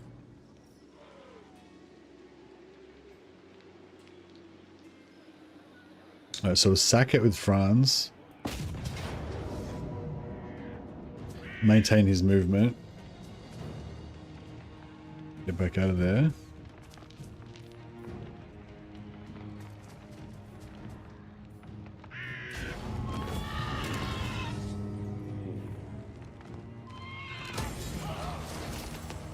Yeah, it just breaks the walls down. I am Prince and Emperor.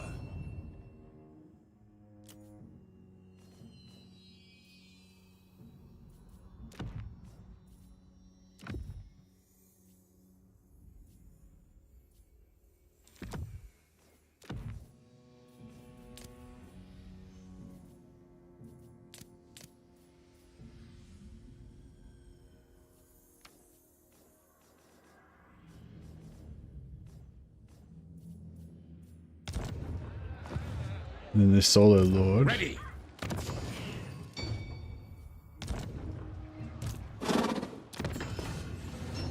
Just A clean firearm is a reliable firearm. Yes, my lord.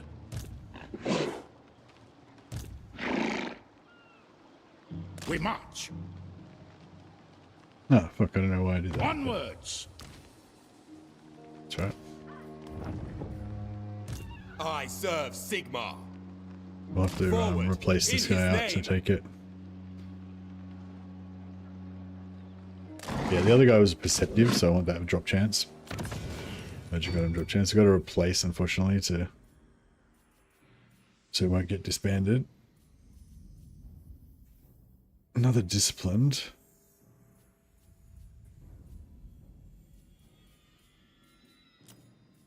The nation calls. We can unlock a few of those, I guess, for later. By Sigma's right. Yes, my lord. Be sad to miss out. Oh, it doesn't miss out. It just they stack up. As long as you don't get more than your capacity, like, yeah, I'm pretty sure they stack up. So if you've got like, they just say you've got a maximum of 1, I think you can get 1 and 5 turns towards the next one. But if, like, to say it's every 15 turns, right? You can, after 15 turns, then you get 1. And if you don't recruit him, he'll still stay there. And then it'll start going towards the next one. And you can save the turns. But I think if you go all the way to the second one, you won't get the second one, sort of thing. So basically, yeah, we won't miss out, is what I'm saying. Yeah, 1 turn. So you said, but if I wait like 4 turns to get this guy, I'll recruit him, and then I'm pretty sure it'll say like, you know, 12 turns, like those. I'll still have those 4 turns. You know what I mean? Oh yeah, with Karl Franz, this leader of men, elect to count state troop capacity +1. I always forget about this because normally this aura size thing is shit. You don't bother taking it usually in campaign, or not as a priority anyway, right? But yeah, his one gives you +1 elect to count state troop capacity as well, so that's pretty good. It's like ROI, there's only 1. There's normally only 1, except for there can be up to 2 with this. But it's not like ROR, because with ROR there is only 1. With this, it's just a pool. But I think you can start counting towards the next one. Like, it still keeps the count even if you haven't. What does the Emperor anyway. bid? Bring me to my men.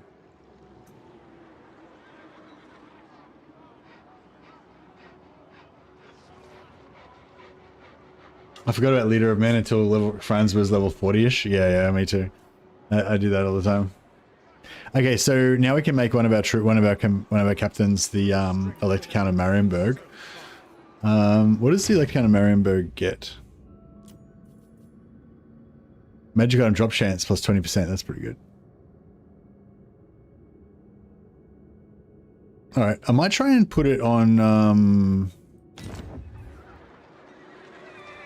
To the provinces. I might try and put it on this guy. I'll make him a count. Because he's already got perceptive +15%, so we give him another +20%. He'll have like +35% plus his base 10, so he'll be getting like 45% drop chance. Plus, if he's got perceptive and stuff, he can, we can get it up. Who is first person to say hi in YouTube today was Spanner. You still there, Spanner? Hello, Spanner. If you're still here, then call out. And on Twitch, we got Tonacourt was the first person to say hello today. So Tonacourt or Spanner, if you're still here, then say hello. I'm looking for a name. Spanner is still here? Alright. Spanner it is. Count von Spaniel. Count Spain.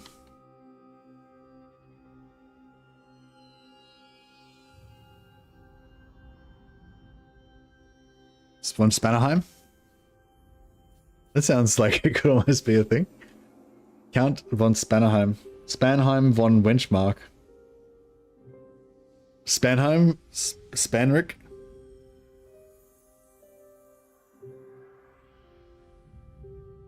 Spanrich. Spanrich von Spannerheim. Oh, Spannerich.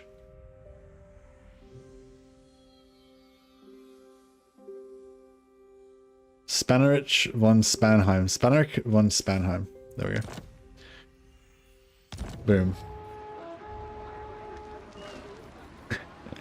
And your specialty will be in fighting finding magic items.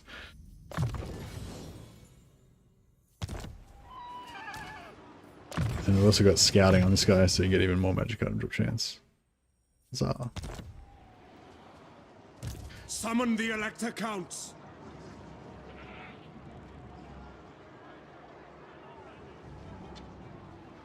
Alright, we'll stick to here.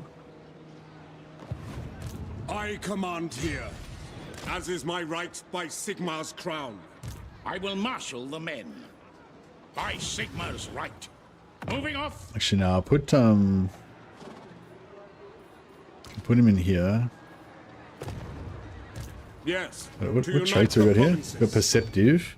Actually, yeah, perceptive. Actually, we'll keep all of the heroes in here.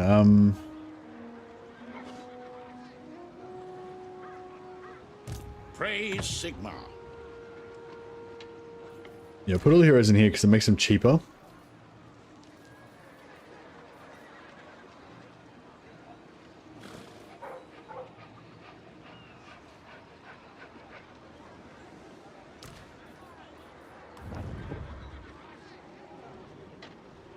This will bolster the nation.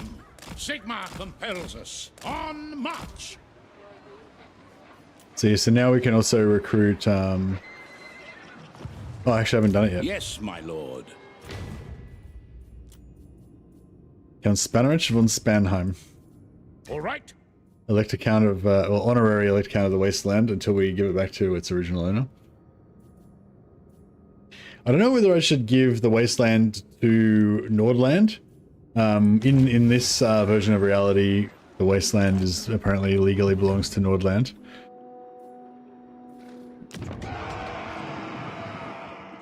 What does the Emperor bid? Move! Deliver your missive and then get from my presence.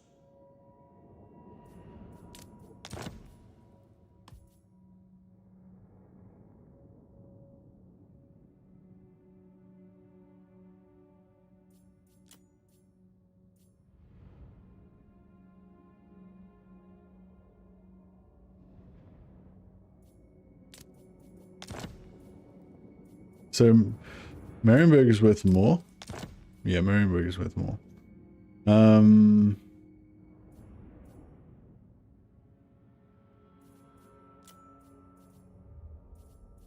Agreed.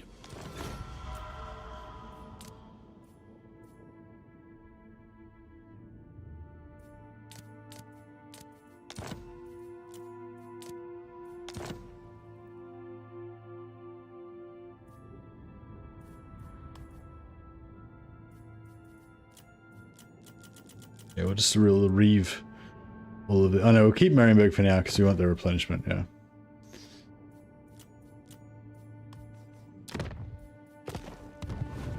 Okay, Now they'll see. Warrior of Sigmar. we've got nice amounts of cash now.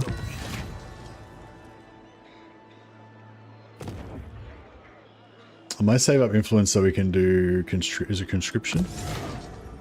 Requisition. Yeah, requisition. So as soon as we get our Caribou Greatswords, we can get another set. What's the cooldown on that? 15. I don't know. Should we wait till we get... Oh, no. I mean, the Caribou Greatswords are the best one. We'll just go for them.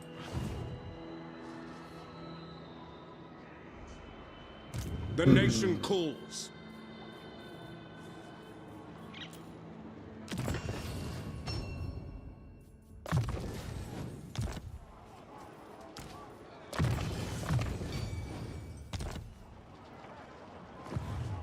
It is time.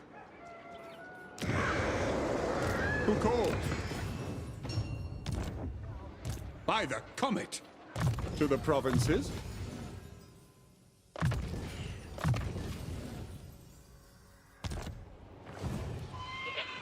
Ready to serve. Honored to serve.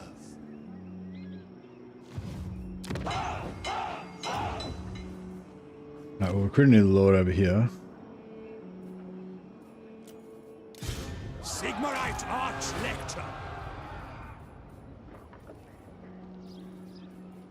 Oh yeah. Great swords. Shit just got real. Archlector.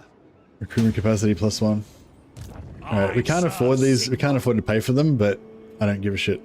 We need them. Feel life flow. Come forth. I have faster ways to track. Champion of the faith. Sir?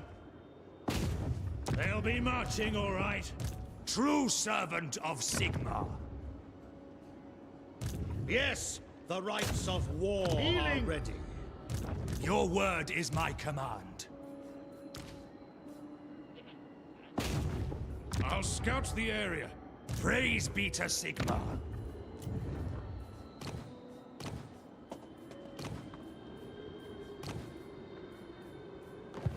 Protector of the weak.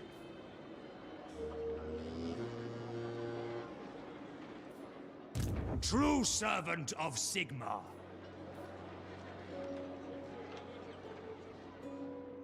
Kind of want to keep him here just so we can keep an eye on this guy. I will do anything for Sigmar.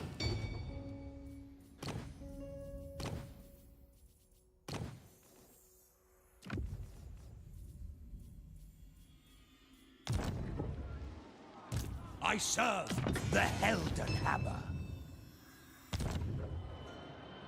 Yes. Give this guy a scribe as well. A little bit of extra movement.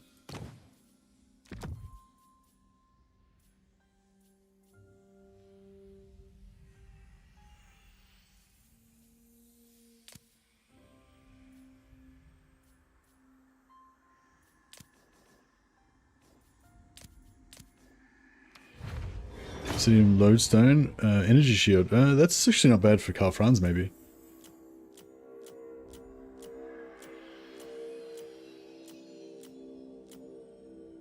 Oh no, he's got the Talisman of Rebirth.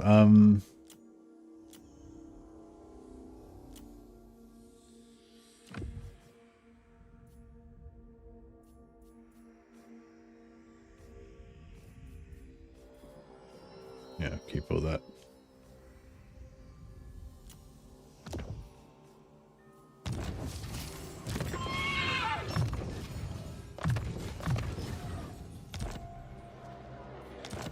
This guy, we might just need him to initiate a battle or something, so we'll keep him there for now.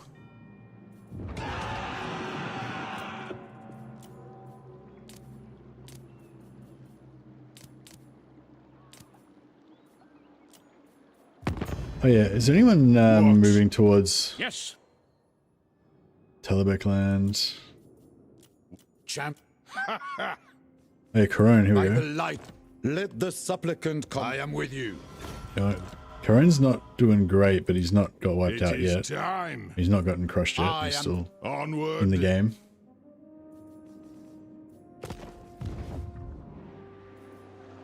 Alright, let's see how we go.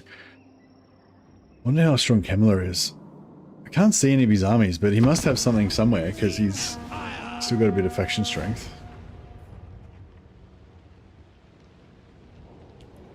Got to send someone after Wolfheart as well, I guess.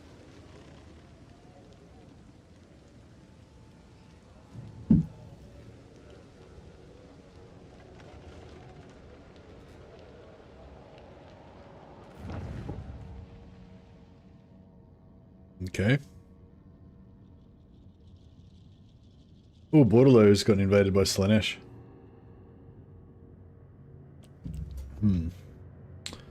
Hopefully, Corone and Carcassonne can handle that.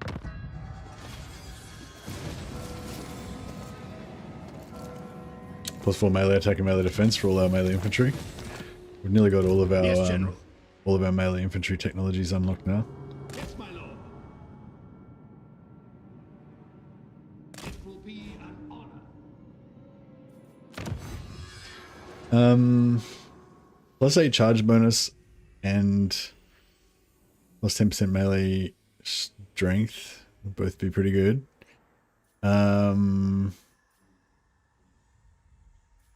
We need 7.5k to get the Confederation. I might just go for this first though. Too important. Hey, Dragonimus just raided us on Twitch. Thanks so much for the raid, Dragonimus. I appreciate it, man. I'll chuck a host over to you on chuck a shout out. Yeah, appreciate it. Yeah, welcome back. I think you hosted me yesterday as well, didn't you? So same deal for those of you guys coming over from Dragonimus' stream. Same deal as yesterday. We're just trying to enjoy some glorious Empire melee. Yeah, thanks, Dragonimus. Appreciate it. Hello, Mr. Thorgrim. Oh, because of my beard. Yeah, like we're just trying to enjoy some glorious melee, so we've made a little bit of a house rule that we're only going to recruit melee infantry, which is not the strongest part of the Empire roster, but yeah, I really like the particularly Empire greatswords. I think they're a really cool unit, so we're going to be doing a bit of a greatsword focus this campaign. Champion of the faith. What's he doing? Now for the Empire. Oh, he's going after. That's okay. That's good. All right, so we're trying to kind of blitz Camelot a bit while we can. Who did he just get trashed by? He's got like immediately wrecked. Come then. On. Oh, Norska maybe.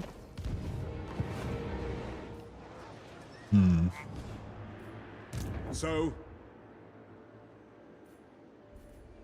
Yes. Did they fix Fort Berberus so it actually intercepts now? I think they did. I'm not sure.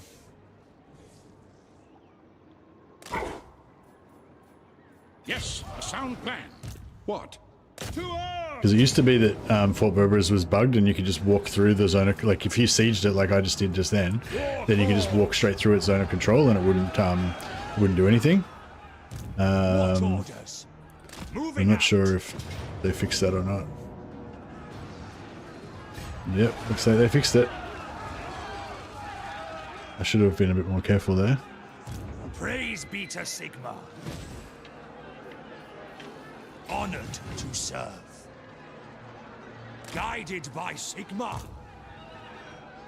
What does the Emperor bid? Servant of the faith. Into battle! I see no other option. Pick up. Alright, beautiful.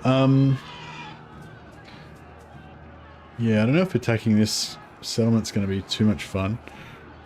But, yeah, I might try and do it manually anyway. Take most of the damage on the heroes. Save our infantry.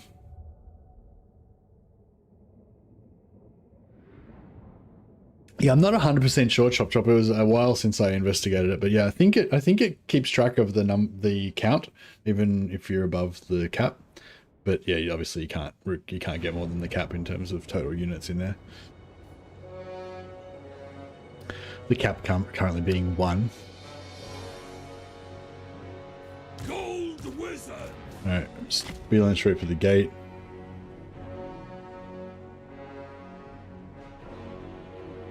I have to say I haven't played Karl Franz since before Elspeth, and I thought I'd give it a try. It's been hell on earth for the whole 35 turns so far. It's almost like a total war campaign, if I'm honest. Yeah, no, I can dig that. For this, good old gunpowder, yeah. Well, lots of cheese, I guess. Lots of economy cheese, especially. But is what's been keeping us going. But what was I going to say? Yeah, if you watch any of my other, well, not that you're going to watch a stream right now, but you know, most of my other Karl Franz streams that I do, play Karl Franz a fair bit. Like I've got a certain way that I do it. You know, you take Grunberg turn 1, Übersreich turn 2, Eilhart turn 3, then Marienburg turn 4. The Eilhart on turn 3 and the Marienburg on turn 4 battles are pretty hard though, but I've done them a bunch of times, so I've kind of practiced it now, so I never really fail. So I don't know, it seems like it doesn't seem easy to me, but like it always works, you know what I mean?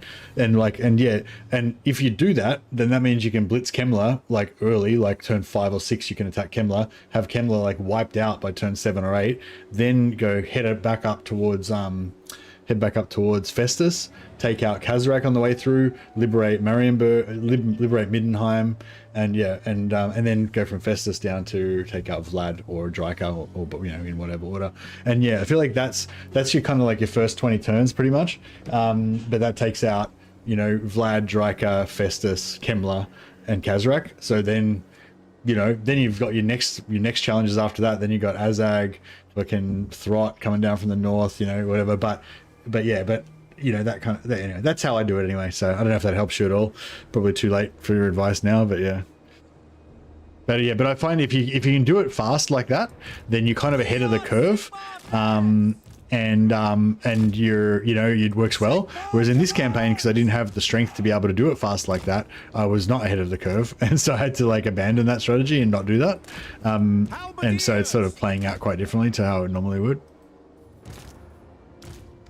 So we could wait for our reinforcements, but that's going to take ages, so don't worry about it. Wizard of the Order. Indeed. Are you with me, men of the Empire? For Sigmar, for the Empire, for the Warhammer! Get up there! Engineer!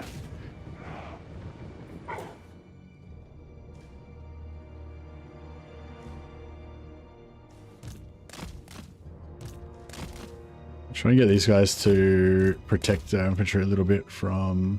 What the fuck are you doing? Get up on the walls, you dicks. Some of my guys forgot to climb the walls. As you do. Marching! Heading out! No, that's alright, they're done. A matter of locomotion. Karl Franz is smashing the shit out of that gate. It's good. Soldiers of the Empire!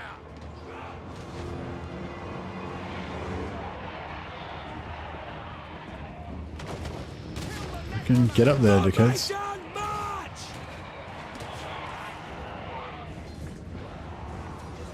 Is it these guys? Swordsman! Oh, you guys get up there. Taking position! Get up there! Alright, we in? Nearly. No lingering! I hate this how they sort of stall sometimes and they don't go up. Alright, I think everyone's climbing now.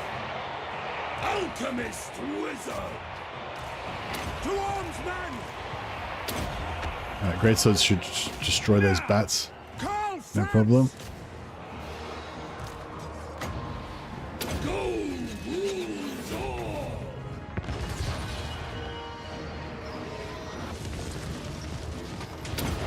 Oh fuck.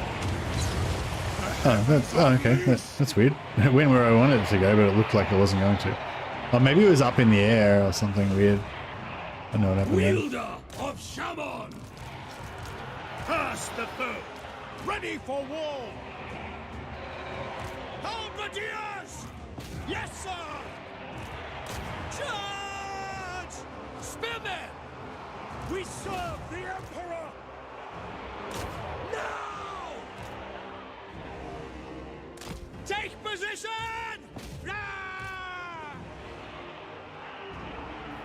Bring lightning! Very well! Alright, let's hit that. Might get a little bit of a bounce as well. Yeah, that's pretty good damage. Wizard of Gold. Feel my might. Alright, try and get these knights, these swordsmen to flank.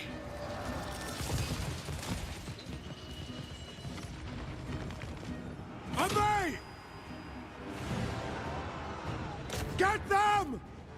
Soldiers of the Empire! Astromancy! Won't do too much damage to the knights, but the other infantry should take a bit of a good hit.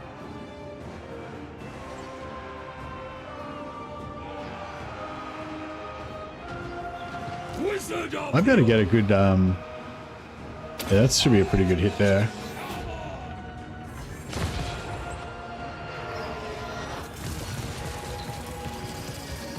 Moderate, made these guys crumble. Oh, nearly. Spearmen! Yes, General! Flagellants! Formation, march!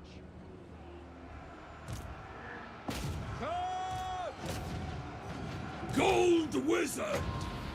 I think we're nearly done. We're Sigma's heirs! We are Sigma's heirs! The heavens unleashed!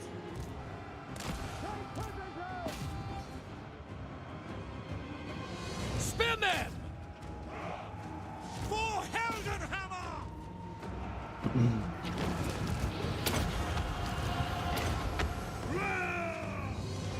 Alright, nice.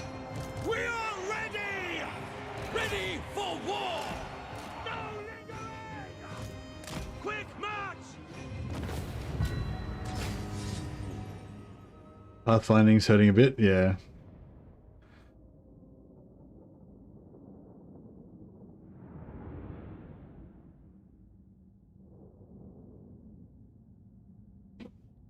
Yeah, I don't know, when I was imagining this campaign, I was also kind of imagining wanting to have a bit of a role-playing campaign, like a bit of a hero hammer, you know, lots of heroes, lots of magic items and stuff like that. Which, you know, just leading our brave infantry.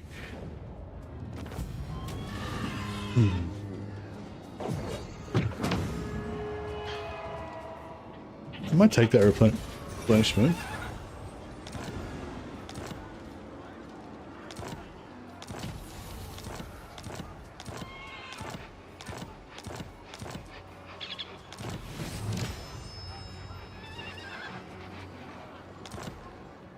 To the provinces.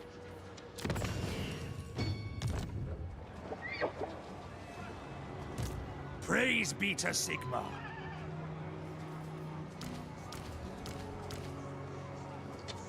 By Sigma.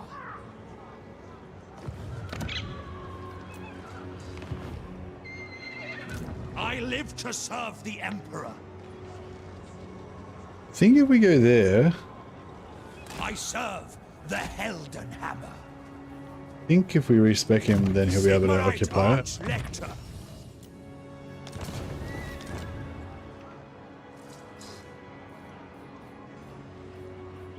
Oh, here we go.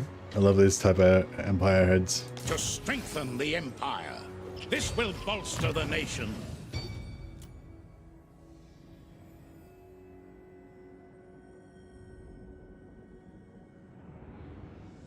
Merkhard von Madrik. Hero of the Empire. This is my avatar. Ulrich's will. I will marshal the men. We'll keep Fort Berberis. I'll probably sell Marienburg back to Marienburg. Bring me to my but yeah, I think we'll keep Fort Berberis.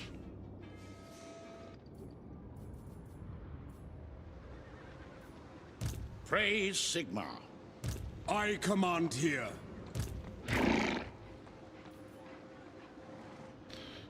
Alright, we'll send Ponce to take the settlement, and then Karl Franz hopefully should be able to force march straight through. Who calls? And hit this guy. Yeah, beautiful. And then he can initiate and we can fuck that army as well. Yeah, this is glorious. This is working really well. Summon the Elector Counts. Let's go. Onwards. Not while I reign. By the comet. Onwards. No, not until Hexenstag. Raise your weapons.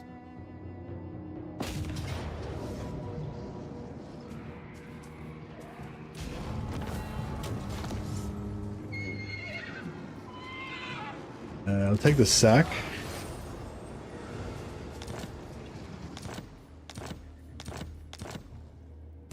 By the comet! And then occupy. I will marshal the men. I am Franz. They will obey.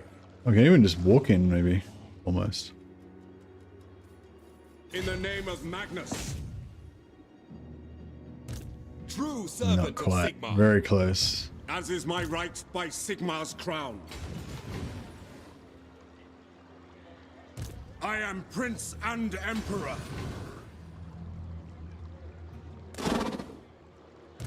Beautiful. Champion of the faith. Yes. It is for the best. Indeed.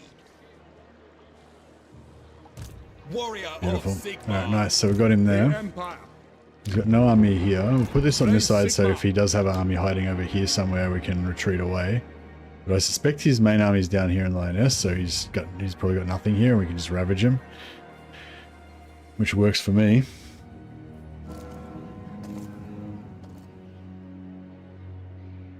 I command here. Oh, nice. Thanks, Chop Chop. Didn't notice that. Yeah, I went for the whole Wastelands. Probably a mistake since I have to fight Wolfric afterwards. Oh, okay. Yeah, no, I don't. Yeah, I don't do that. I don't even hold Marienburg nowadays because I would have eventually like to get Marienburg, but I've got a specific order. Like I said, crush Kemmler, because if you leave Kemmler, he'll come and start infecting this part of the Empire. So you crush Kemmler, take Marienburg, but then sell it straight away, sell it back to Marienburg or sell it to Cologne. That way you don't have to defend against invaders from the west. And for me, the objective is just to try to clear all the shit out of the Empire first, and then expand your borders out. But I've got a role play thing basically where I don't confederate any of the Elector Counts factions. So all of the actual factions that are part of the Empire, like Ostermark, Ostland, Marienburg, Middenheim. Well, Marienburg's not really part, but Middenheim, Stirland, Wissenland, Averland, all of those, Ostland, did I say Ostland? Hochland, Talabecland, yeah, all of those. I don't confederate any of them. My objective is to bring all of them back to life and keep all of the all of the beautiful variety of the Empire, all of their different proud nations. Yeah, that's just my kind of little challenge that I like to do for myself. But I feel like it's not it may not be totally optimal, but it's not terrible either. Having them all as allies and stuff is kind of okay in the early game, at least, because it just kind of distracts your enemies a little bit. Obviously if you're trying to turn the whole empire into a big, armament producing machine that you can power your armies to conquer the world and stuff, it's kind of better if you own it all yourself. But yeah, for early game defensive, I guess I reckon it's not too bad. Monster Tracker. Hey, Noble. Yeah, I'll keep the Monster Tracker, I guess.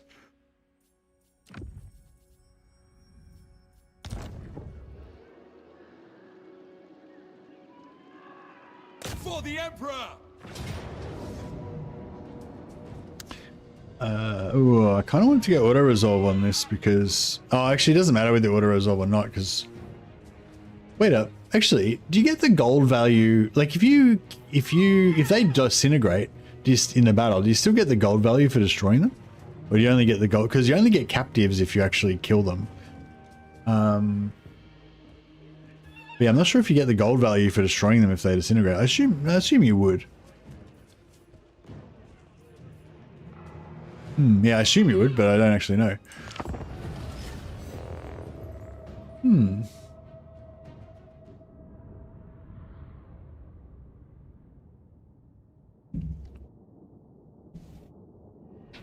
I've been really wanting. I'm on a whole greatsword trip this at the moment.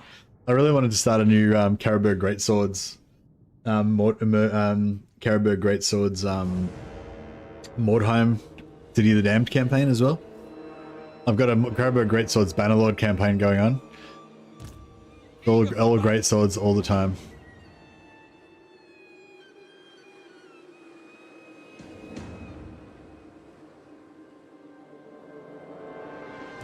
Awaiting your command.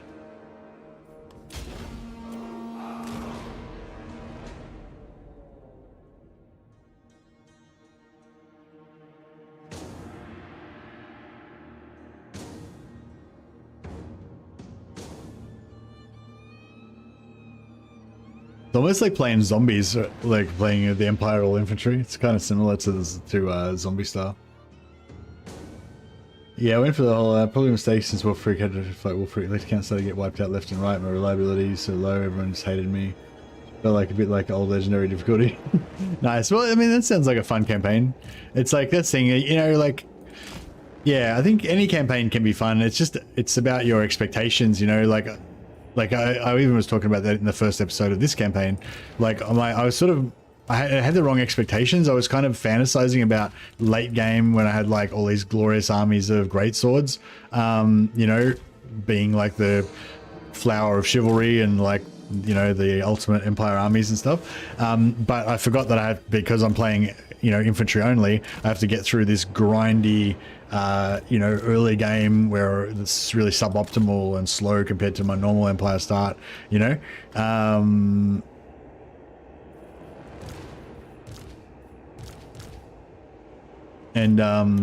Yeah, so but once I kind of accepted that, then it was actually fun, like dealing with the challenge of it. And yeah, I think it's kind of like that with a lot of campaigns. Like, you know, it's really about that expectation. Like if you're gonna do, like, I don't know, like if you're gonna do like some really kind of hard, painful, slow, kind of grindy start. Like if you do like turn 10 Ultimate Crisis, you know, like basically at the start of the game, all of the Ultimate Crises kick off. So basically you're just fighting endless doom stacks. Like you'll probably have to defeat like 50 or 100 doom stacks or something throughout your early to mid game campaign. Like then, you know, it's very, if you're expecting to have like a normal campaign where you're moving fast, you're like bang, bang, bang, crushing enemy after enemy, you're expanding after by turn 10, you want to be here, turn 20, you want to be here, turn 30, you want to be here. Like then it's going to be super fucking frustrating playing like a turn 10 crisis campaign. But if you change your expectation and think, okay, it's like a survival campaign, or I'm just trying to survive from turn to turn, then it's like, you know, yeah, anyway, it's all about the expectation. You can probably almost generalize that all human unhappiness stems from expectation, from unrealistic expectation. But certainly in campaigns, I feel like it definitely applies. Like this, yeah, like the same campaign can be really fun or it can be really fucking terrible, based totally on what you're expecting and what you want out of it.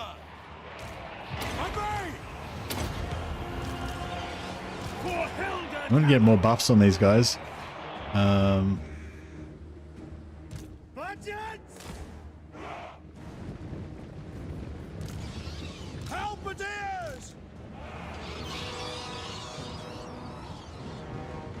Take position! We are Sigmar's heirs. Sigmar guides us! Spearmen! Take position! Formation! March! Mercy dropping the life wisdom on it all. Yeah, I'm a little bit of an amateur philosophy enthusiast. I like to kind of, you know, have my little theories about life and stuff, you know. So yeah, apologies. Obviously, I'm not in any way qualified to be giving advice about life or anything else, apart from Warhammer, of course. I know a lot about Warhammer, but I don't know. I wouldn't say I'm an expert on life. The Empire endures! The heavens unleash! The Heldenhammer! For Heldenhammer! We are Sigmar's heirs! We obey! Sigmar calls!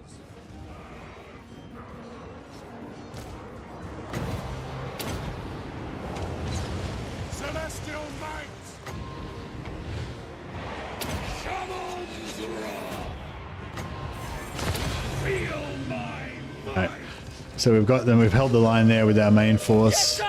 Now flankers can come around and flank. By Karl! Faster! Budgets! No lingering! Quick march! Servant of Sigmar!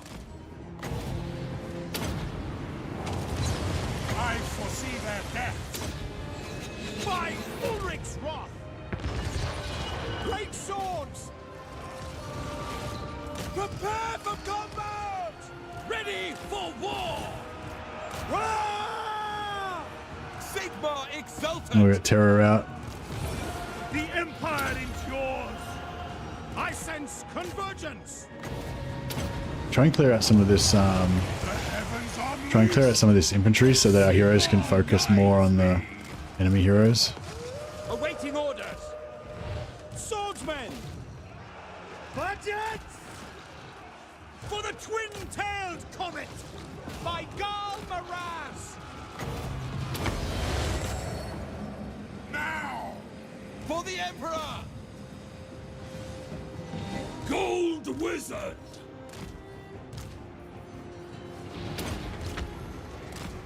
Now! Spearman! Ready! Understood! Agreed! Quick march! Sigmar calls! By Ulrich's wrath! For the twin-tailed comet! Wielder of Shaman! For the Emperor! Karl Franz! That's an order! Budget! We serve the There Emperor! we go. With speed! Pray for glory! Halberdiers! No lingering! For France! There he goes. Ready He's for done. war. To me, then! I have my orders. Ready to serve. Sons of Sigmar, attack!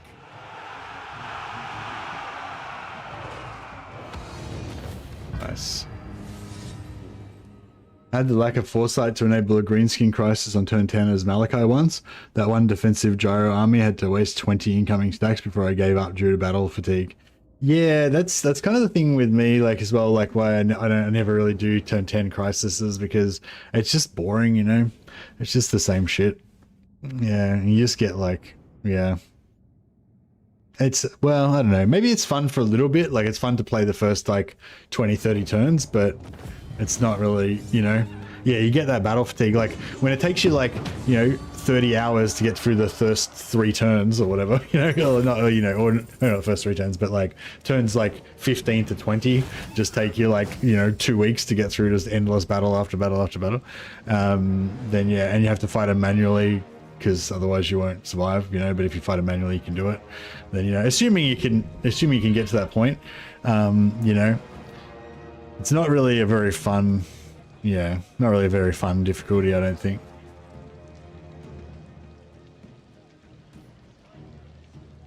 Or at least, I don't know, it's fun to do it once or twice, you know. I've probably done it, I don't know, a fair few times, I guess, over the course of many years, but yeah, it definitely waned on me.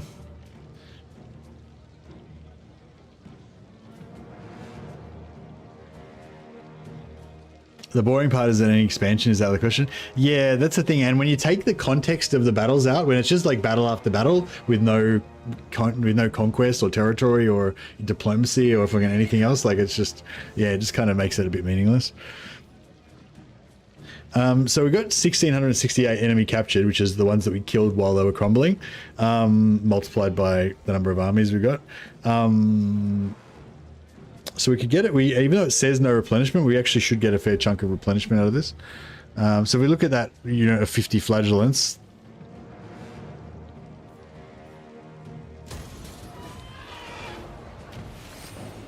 I command. So 60 now. So we got a good chunk of replenishment out of that.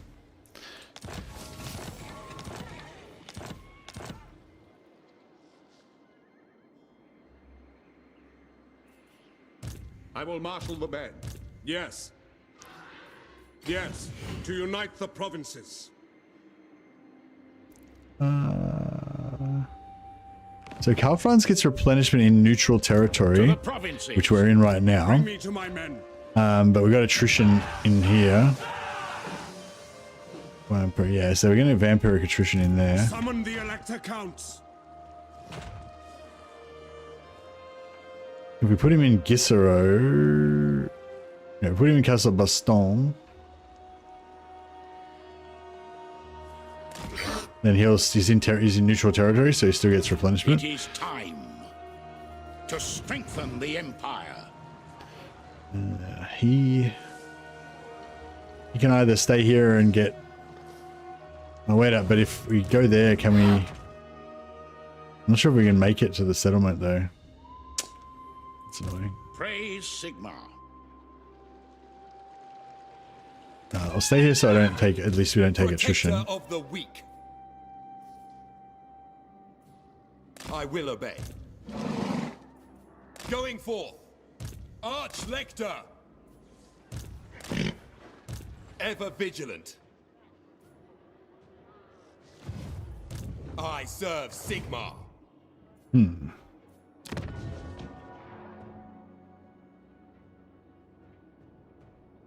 We could keep this temporarily for one turn.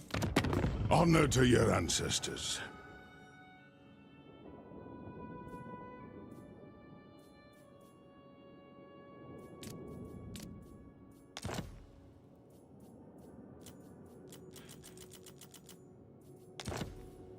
All right. Yeah, I think if we keep this temporarily just for one turn, then that will, that means we can get replenishment here. And yeah, I think even if they build a barracks there, we should still be able to get it back.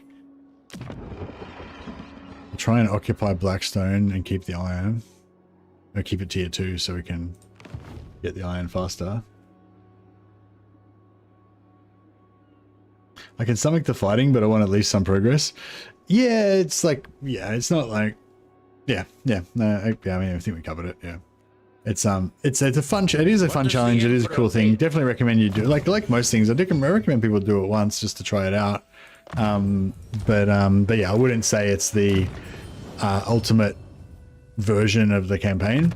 And yeah, that's one thing I'm like I'm a bit dubious about, like, especially with, I'm kind of a bit dubious about that with Lords of the End Times. Like, for example, if you put on Ultimate Endgame Crisis, so every single Endgame Crisis pops at once, put it on as early as possible with no warning, so potentially from turn 10, you can get every single Endgame Crisis pop, turn it up to 200% so that you have like each enemy faction will have like 11 armies, and there'll probably be like 50 enemy factions, so you probably, yeah, it's probably like, how many armies is there? Like fucking shitloads, because if Greenskins by themselves would have like 6 main factions that would have like 8 armies each, and then there's the minor ones that have like 4, and there's just so many Doomstacks, right? If you have Ultimate Endgame on, not that you get to deal with them all at once, but I mean, you're just dealing with Doomstack after Doomstack, and it's, what am I trying to say? So in terms of like, in terms of trying to look for like the most challenging campaign or whatever, in a certain type of challenge, that is the most challenging, you know. But it's sort of deceptive, because if you are able to handle it, and especially if you have a faction that makes a lot of money from post-battle loot and you get post-battle replenishment, it doesn't really matter how many battles you fight. Like, every battle you fight just makes you richer, gives you more XP, makes you stronger, lets you recruit more armies. You know what I mean? So for some factions it is a lot harder than for others, but for some factions, you know, Ultimate Endgame Crisis, or, you know, assuming you can get above a certain level to be able to deal with it with your army, it actually, you know, kind of helps you almost, you know what I mean? But anyway, let's assume that it's like the hardest version of the game, right? So that's my problem with it. It becomes this idea that it's like the hardest version of the game, but it's like kind of a dumb version of the game that removes a lot of the complexity and interestingness from the game. So it's like a dumbed down, almost streamlined version of the game. It's not like necessarily the most skillful or interesting. It's not the most fun. And you know what I mean? So then you get a situation where you have this perception that this is like the ultimate version of the game. And that was definitely there was a period there where that was kind of the perception, that the ultimate version of the game was turn 10 Ultimate Endgame Crisis. And so then you have all these people thinking, oh, I have to play this because it's like the ultimate version of the game. But it's like not very fun. You know what I mean? It's kind of shit. And like... And so, yeah, and so I'm kind of worried, and then by extension, I'm kind of worried that with Lords of the End Times, you're going to have this kind of like Lords of the End Times campaign that's all about like the end of the end times, the end of the world, and everything getting blown up and all this shit. And it's just going to be like, not very fun, you know. And people are going to think, oh, that's the ultimate version of the campaign. Like if you're not playing Lords of the End Times with every catastrophe and all of the bad things like turned on, then you're not enjoying the game. And then, you know, and then Total War Warhammer becomes this fucking end game bullshit, you know, that becomes the normal, you know. Whereas like for me, like the Grain campaign, like the Immortal Empires campaign that I'm playing right now, that's like the ultimate version of the campaign. That's like how it's supposed to be. Like that's what it's kind of balanced around to be the most fun and the most interesting and complex and all that, you know. So yeah, anyway, that was just like something I've been thinking about.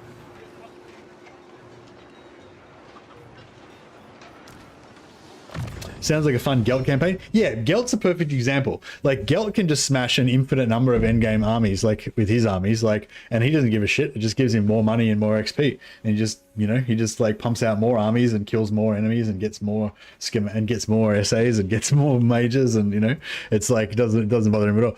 But but still, you might have that factor of getting a bit bored of fighting the endgame armies after a while. Although, actually, are there any endgame armies near Gelt? He might not really have anything to fight over there. It might take a while for him to get to him.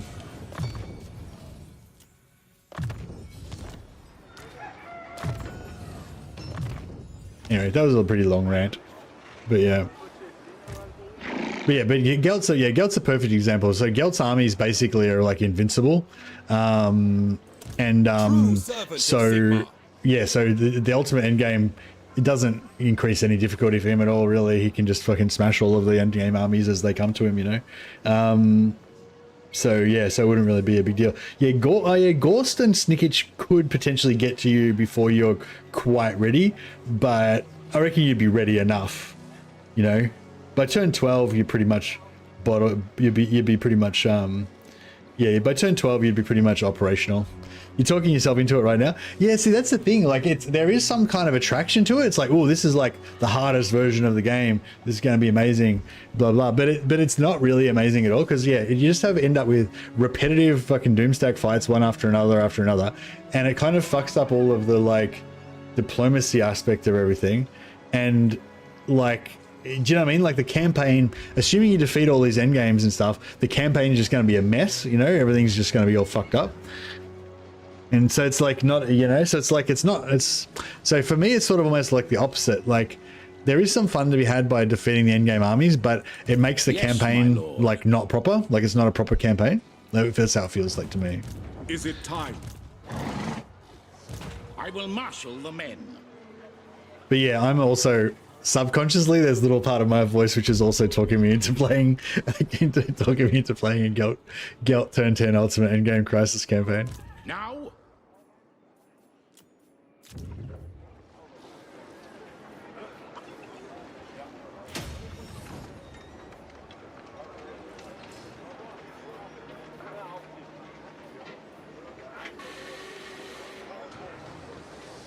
There's the lure of ultimate power.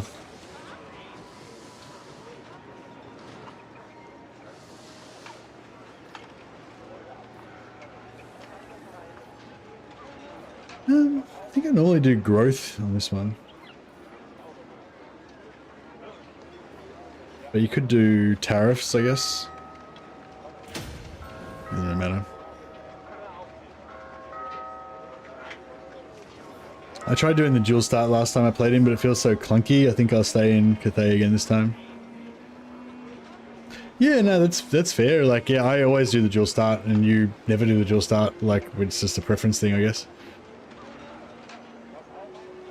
Dekala is a fun first challenge. She doesn't get endgame though, so you should roll over her pretty easily, shouldn't you? Oh well, it depends. If you try and rush her, then you might be hard. Ready.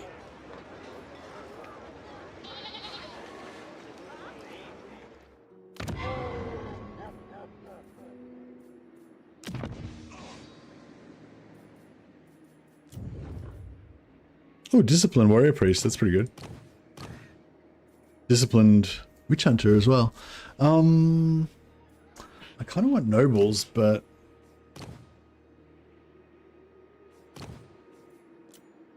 disciplined is pretty hot. do you require?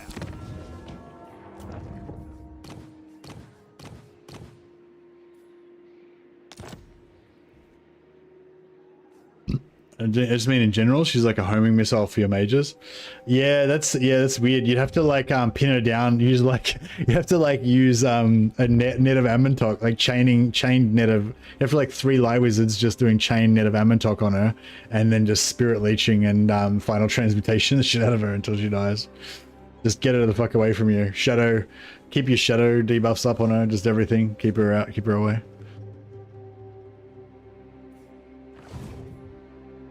There is power within prayer.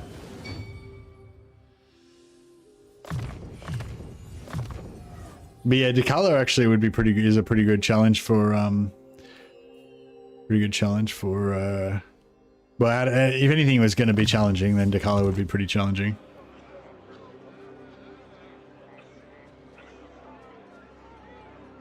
I always try to fight it too early. I think my wins capacity is good, but it takes 20 minutes to recharge. Yeah, you need, like, the Gelt doesn't really come online until you got at least like 5 or 6 mages with the recharge skill. Arcane Conduit.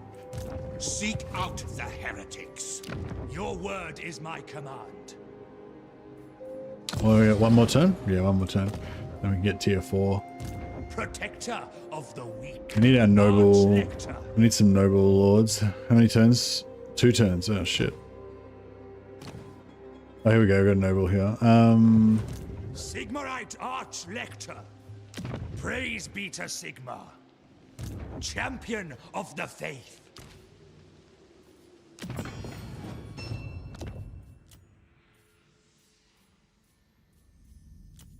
Hard work beats talent.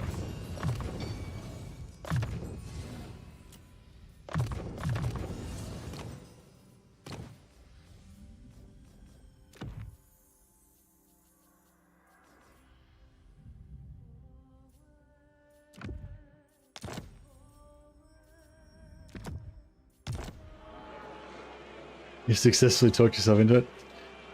He's got fun these days. I don't think I've played him since 1.1. Oh, really? Yeah, Gelt's amazing. Gelt had a massive rework in Warhammer 3, and he's like super powerful, really super magic focused, like totally different experience from literally totally different experience from playing any other Empire faction, in a good way. Yeah, I really like the Gelt campaign.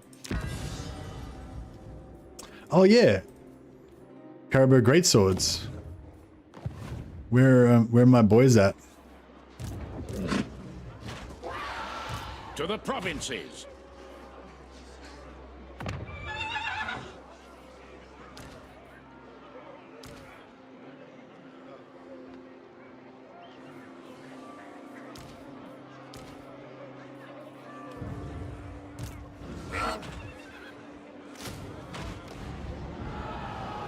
All right, cool. And then, so yeah, we've got 21 turns for our Caribou Greatswords to come back. Holy shit. All right. But yeah, oh yeah, so I don't know what the default cooldown is. Yeah. Anyway, all left count state troops will be replenished instantly. Boom. Are you allowed to do allied recruitment? I don't know. I kind of think no.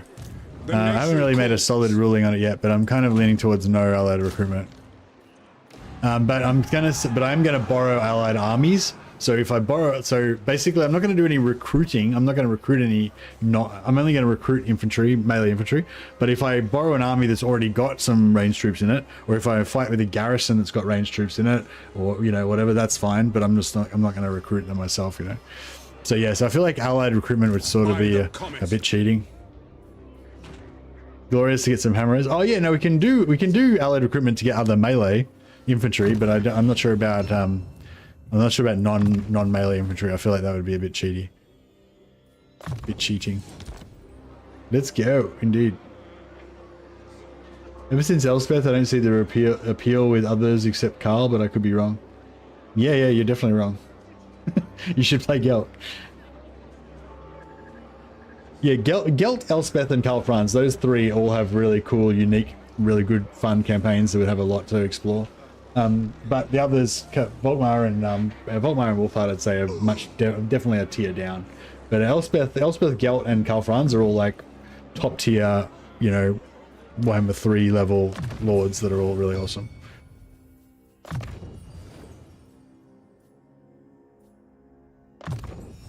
Oh yeah, triangulation. Hero's army's missile strength. We don't have any missile troops.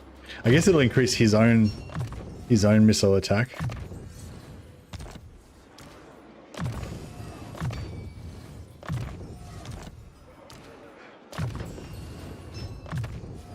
Oh, should I send I'm just thinking, what's this guy's trait? Discipline. Fucking, that's pretty good.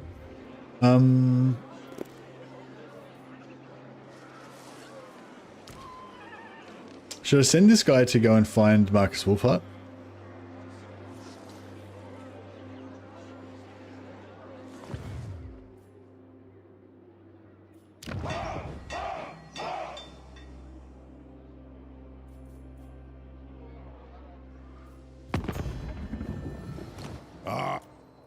Yes. What? Sigma. Yes.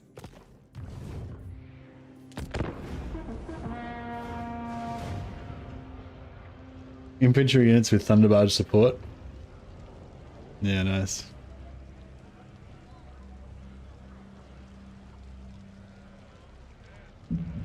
Yeah, Elspeth is fun, but I think next time I play Elspeth, I think I'm going to try to make an effort not to play Elspeth again until I have like a specific, like, fun campaign idea to do with her. I think it needs to be something to do with like reclaiming the Empire or being allied with Karl Franz or something. Yeah, I'm not too sure. You always go after Kemmler when playing Karl Franz. Lewin can't deal with him, or at least make him busy while you deal with Festus. Yeah, I always take out Kemmler as ASAP. I usually attack Kemmler on like turn 5 and try and have him taken out by turn like 8 or 9.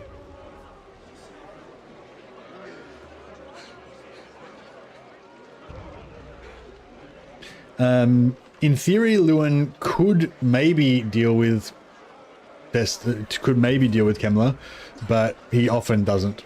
Yeah, often Kemmler kind of ends up invading the western part of the Empire. So yeah, wipe out Kemmler, then Kazrak, then Festus, then Vlad, then Draca, and then you just go boom, boom, boom, boom, boom. We should have all that done by about turn 20, 15 or 20. No, not by 15, probably by turn 20, yeah. Or be on your way to doing that. Yeah, that's me personally how I do it. There's probably other ways.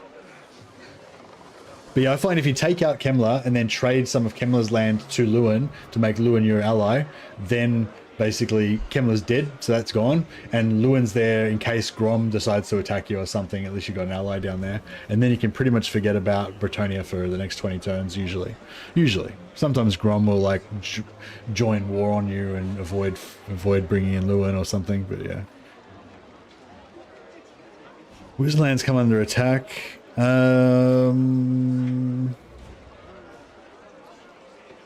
go for the gold. So spend 1,000.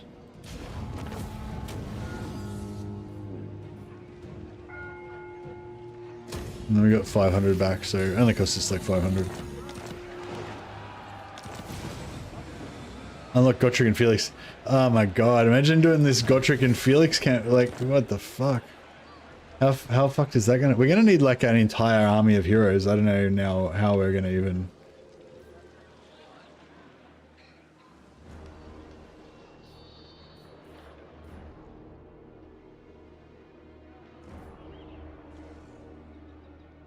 I don't even know what we're gonna do. Yes. I am Prince and Emperor. Men, Let's take Blackstone Pass. Unfortunately, we've only got one siege attacker because no one else has got we must attack. a siege attacker yet.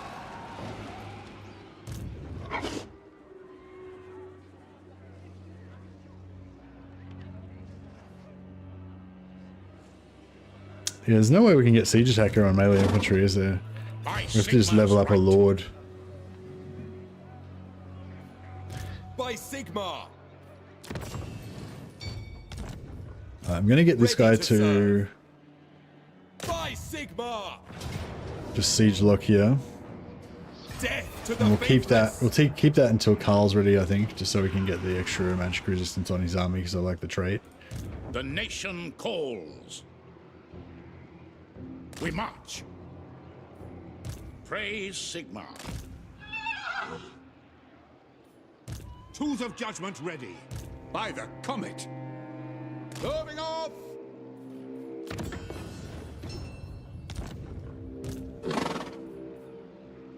Tools of judgment ready.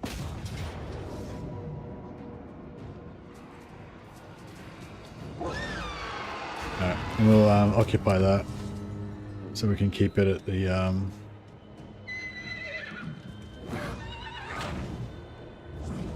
we'll loot and occupy it.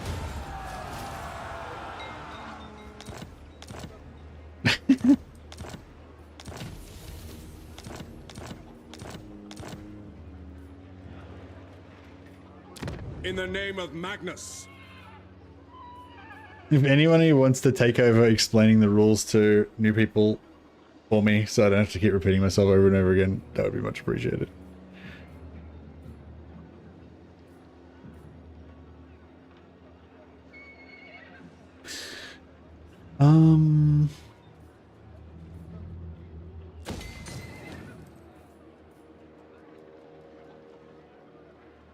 Yeah, might just go for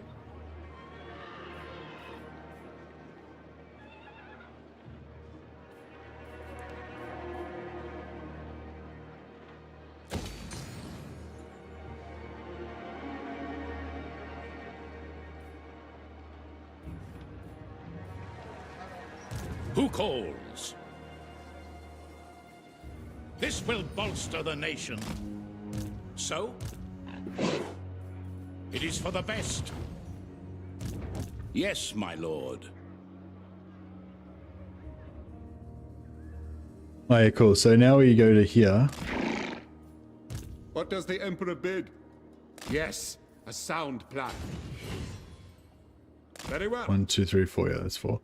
And then we can sell this back to this guy. And what can the Dawi do for you on this fine day?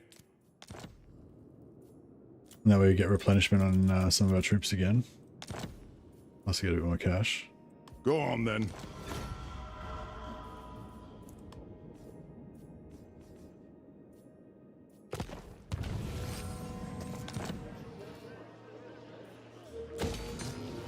I'm not sure if I want to be allied with Carrick Ziflin or not.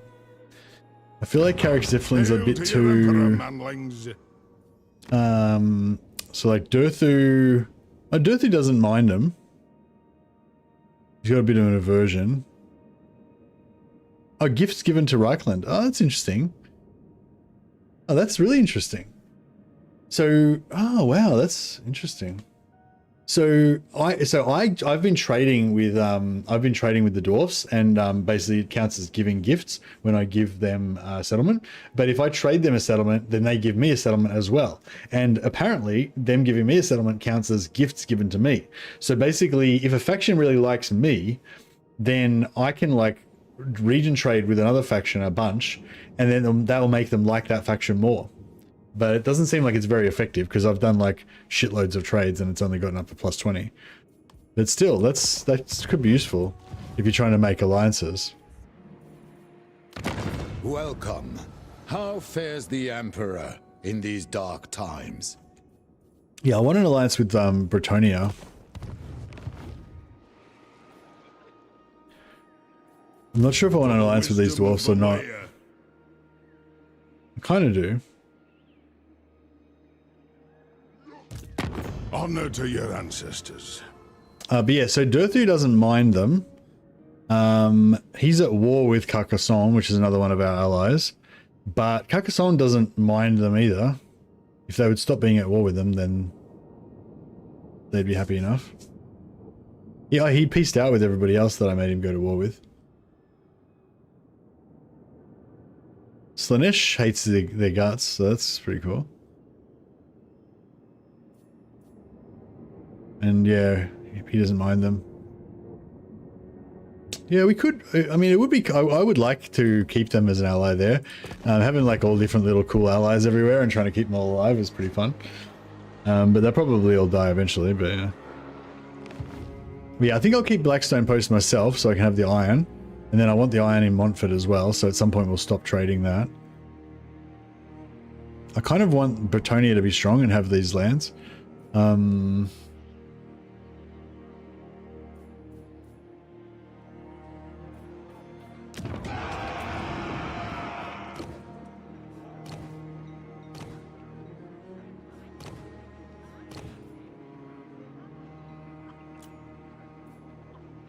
Engineer. Keep farming for a noble engineer.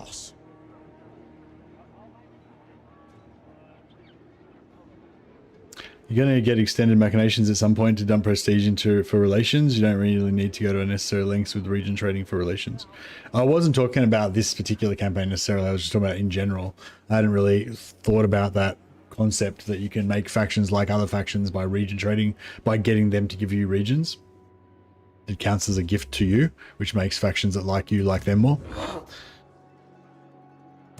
Yeah, I mean, I'm gonna region trade with them anyway. I'm not gonna region trade any more or less because of that in this campaign. I was just saying I hadn't realized that it counts as a gift when they give it to you. This could be useful. I'm just noting that for later on for future use.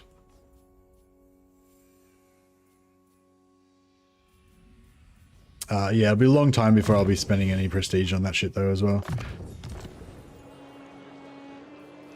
Foes to track. Sir.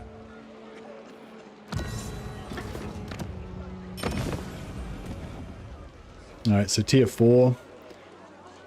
We've got a noble lord in here, reduces it down to 2 turns. And we've got no noble heroes we can potentially pop out. No. These heroes neither noble. Let us forge our fate. Disciplined. They will be judged. Disciplined, yeah.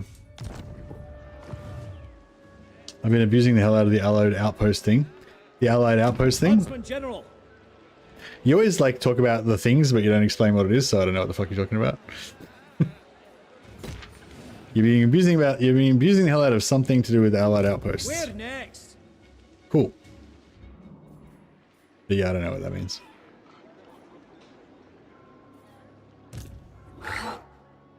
Now? Yeah, I don't do that thing or know what it is.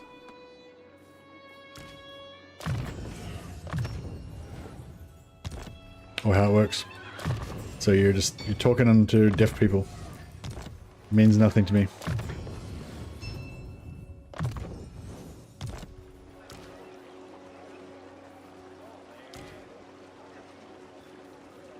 So I assume you mean that there's some kind of positive relations boost that you get for building an outpost. Bring me to my men.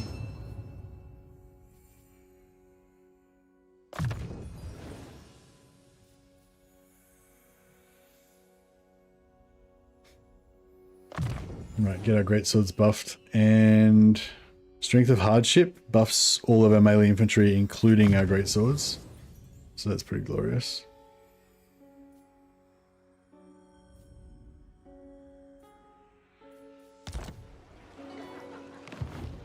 Tracker of distinction.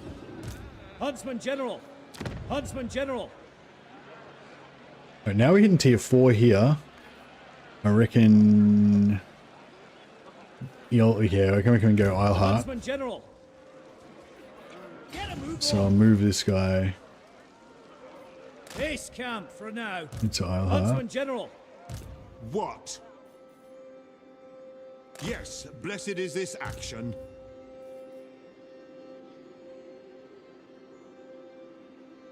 Pick up the pace. Is it where you build an outpost to boost relations and demolish it to build it again? That's what he said. Yes, righteous fury upon them. It is But yeah, but I don't know why that would boost relations, except for I assume that there's some sort of bonus relations you get for building an outpost. But I wasn't aware of that. Show me the accused. So yeah, I don't know. And I haven't built any outposts in this campaign, so I can't test it. But I probably will build some at some point, so I can check it out then. Your orders?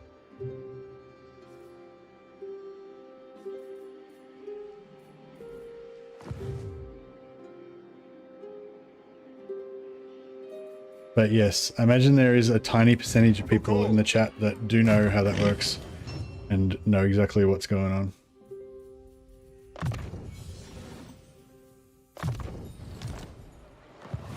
What?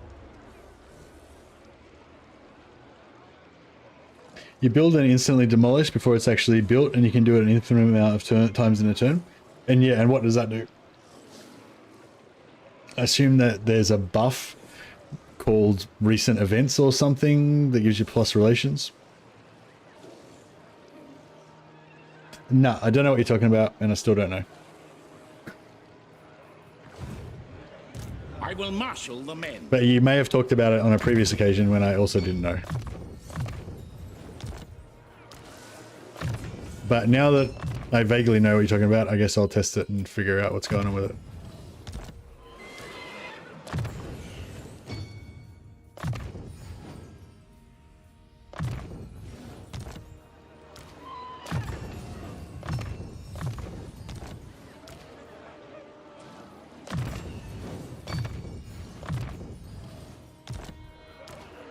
What?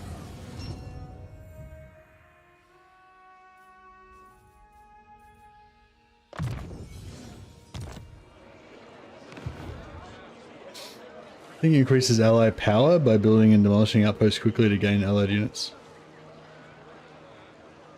I don't think so. To the provinces. I'm guessing there's some sort of relationship buff they're talking about. Cleanse the Empire. To battle!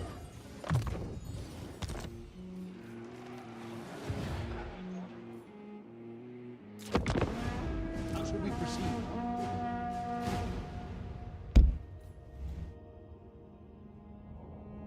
Yeah, I know. It's using too much of my brain power trying to like imagine possibilities. It's easier to just forget about it until I can test it out and figure out what's going on with it.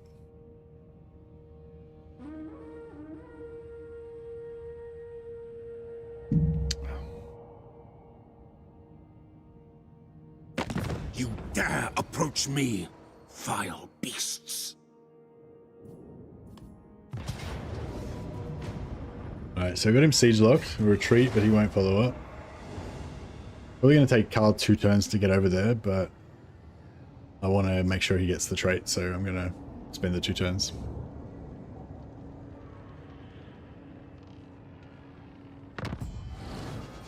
No, there is a diplomacy thing, allied outpost removed. Every time you build or demolish, you get a bonus relations with every single faction that doesn't like the faction that you built the outpost with. It's difficult to put into words, screenshot in Siege Discord if you're curious, but I won't keep talking about it. No, my problem wasn't that you don't keep talking about it. My problem was that I don't know what the fuck you're talking about. So it was just frustrating having you talk about something I don't know what you're talking about. But yeah, thanks for explaining. Now I know exactly what you're talking about. Yeah, so you just find a faction that like hates all the factions that you want to be friends with, and then you just build, and then you ally with them, and then just keep building and destroying the outpost. Do you have to pay for the outpost each time? Like, do you need infinite money to do it? Or does it give you the money back when you cancel it?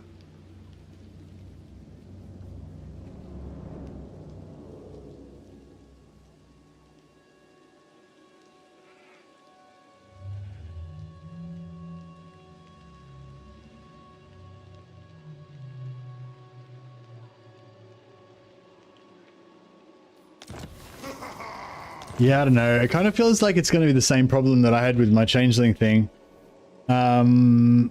You get the money back, you don't have to move your mouse, you just spam left click. Nice. Yeah, nice. Yeah, I feel like you're going to end up with the same problem that I had before though, because like I kind of want to play like Kairos the Emperor, but if I like, so like who would you use, you know what I mean? Who would you use it on that who would you use it on that the changeling hates, but also Karl Franz hates? Yeah, see, I want to like vassalize Karl Franz. So yeah, so like who could I do it to that, like, yeah, I don't know. Minus 100k with Karl Franz. Puts up all the other autotides, yeah. Yeah, see, I wanna. That's the thing. My problem with the Emperor Kairos campaign is that I want to confederate Changeling ASAP, but I also want to vassalize all of the other good factions that hate the Changeling. So it's like, yeah, unless you do it the way you do it with the followers, the +15 relationship followers, then yeah, like you end up making everybody else hate you. So my dream would be to like confederate the Changeling and then eventually make everybody like the Changeling and make everybody, worship Zeech, basically.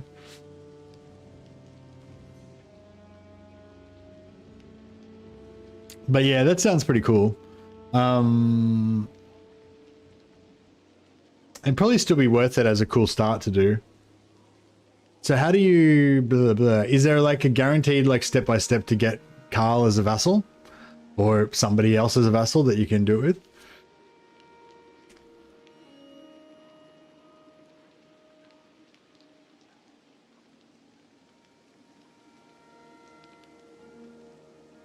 Why does everybody hate? Why does Cathay and everybody hate Karl? Oh, do they all hate Karl? Okay. So yeah. So in terms of like a guide, if you can guarantee that you can get yeah, teleport back to Bretonia, take the capital, trade both settlements, and it's guaranteed. Okay, so you just teleport to Montfort, take Montfort, then take Baston, then trade Baston to Karl Franz for vassalage. Okay.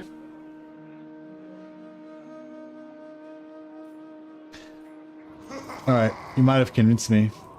The only problem with that is that like it'd be kind of a cool guide, like it'd be a really cool quick start guide for Kairos, but oh, you do Paravon. Oh yeah, Paradon. So do you sell a Montfort first and then get that to chain into Paravon? What was I gonna say? Yeah, the only problem is if we do a guide for that, then Creative Assembly will probably patch it eventually, and then it won't work anymore. But oh well, because it is kind of bullshit.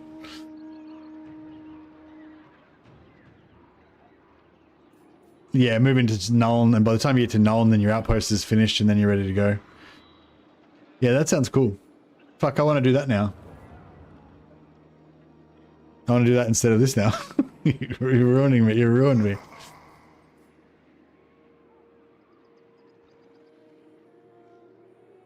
Sack Montfort and take Paravan on the first turn and you teleport.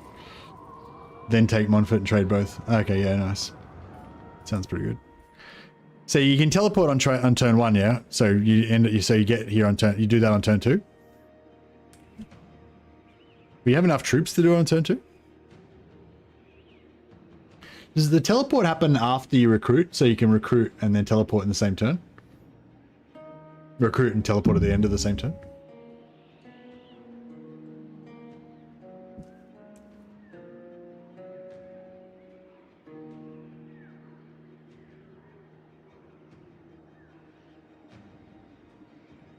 Fight Teclis on turn 2, wipe him on turn 4, and then teleport.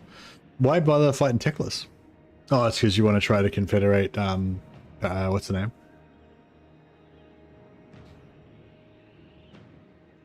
Confederate that other dude.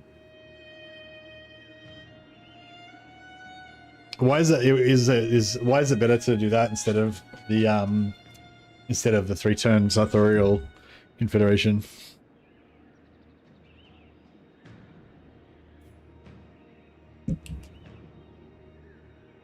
Oh no, sorry, is it 3-turn or 4-turn? Whatever, you know, the one that I normally do.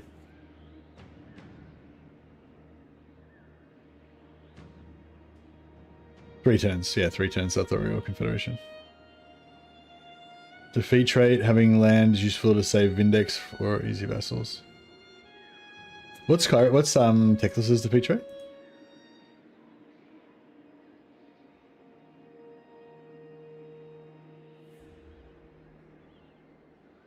Oh, in Teclis's capital? Yeah, I don't know. It just feels like, yeah, I don't know. I know, because I want to like play in the Empire, you know what I mean? And like I feel like the more bullshit that you do, like getting set up before you go there, the less it is that you're playing in the Empire, you know? But I suppose 4 turns is not that bad.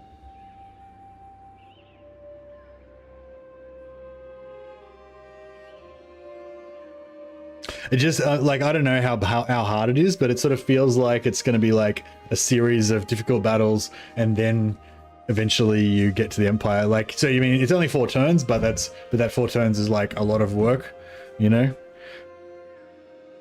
Is it like, can you just auto resolve it all, or probably not? You got to fight it manually. Battles are probably pretty hard.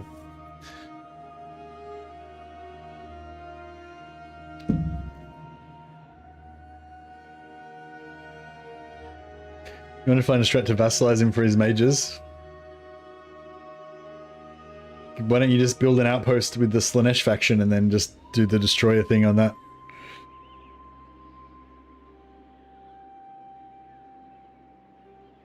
Not too bad. 2 tough battles and 2 tough battles and teleport back.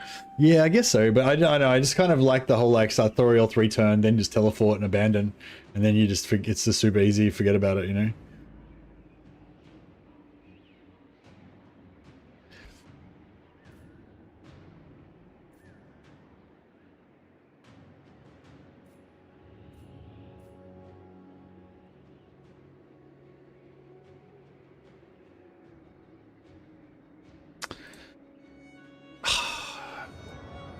Yeah, I'm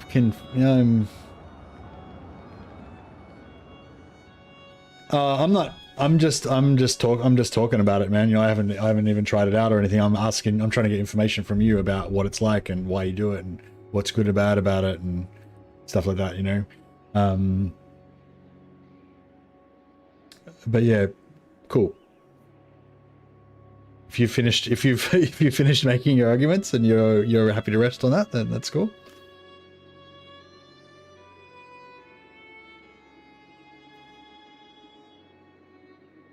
My question is, after all that yapping, how did you confederate the changeling on turn 7 if you can't even discover him that fast? Okay, hey Ratley. So if you start off as Kairos, you start off with a cult building in Montfort. So Kairos starts all the way down here, but you start off with a cult building in Montfort. So if you want to, on turn 1, you can build the teleporter in Montfort, and then you just teleport straight to Montfort on turn 2, and then you can, the changeling's just over here, so you just walk over there. You have the changing of the ways to find him as early as you want. Yeah, but that's not how you find him, so you're confusing him more, I feel like saying that. Yeah, so there's another way you could do it with the changing of the ways, but that's not how he does it. So yeah, you just teleport to Montfort, and then your changeling's just over here. But yeah, overall we were talking about a strategy that Anthony's been using, where you build an outpost in an ally's settlement, then ally that like hates. That's how I find him. I don't reach him on turn 7. Yeah, but you're changing of the ways him from Montfort. You don't changing of the ways him from fucking the southern realms, the southern wastes.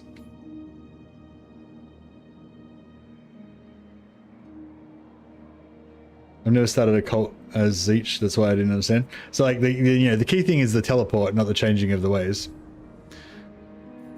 Has anyone asked about the melee only thing today? Yeah, plenty of people have. But I'm just ignoring it now.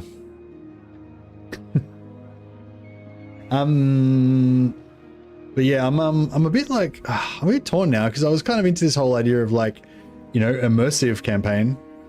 Now we've got this like sciencey campaign. But sciencey campaign is like work, not fun.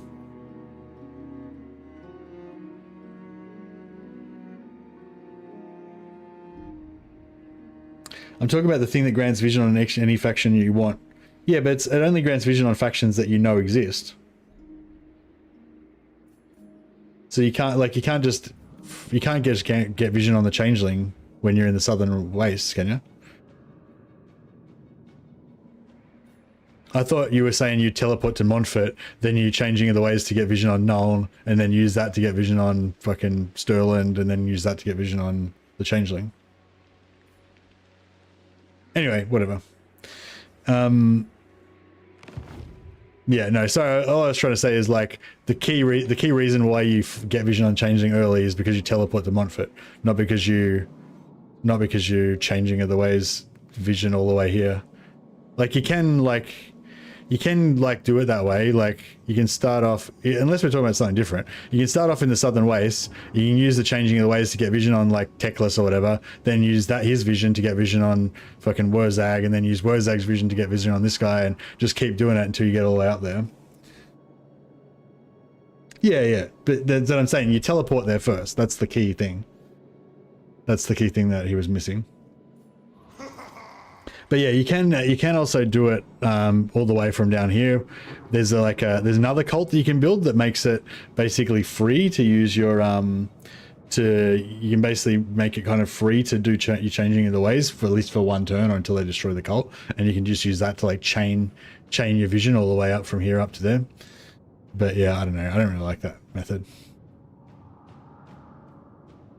The Changeling and Karl both hate Vlad. That's true, actually. Yeah, you could ally with Vlad, but that would take longer to get there, though. So then, yeah, everything's got like a negative to it, doesn't it? Maybe you could ally with. You could. What about if you vassalized? What about if you vassalized Kazrak?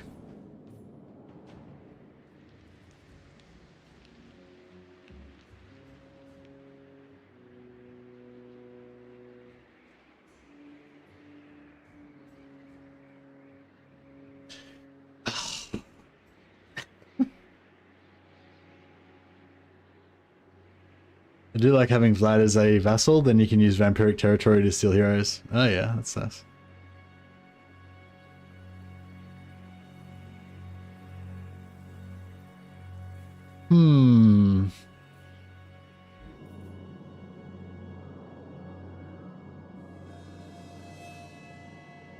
What's that? How required is Teclis's defeat trait?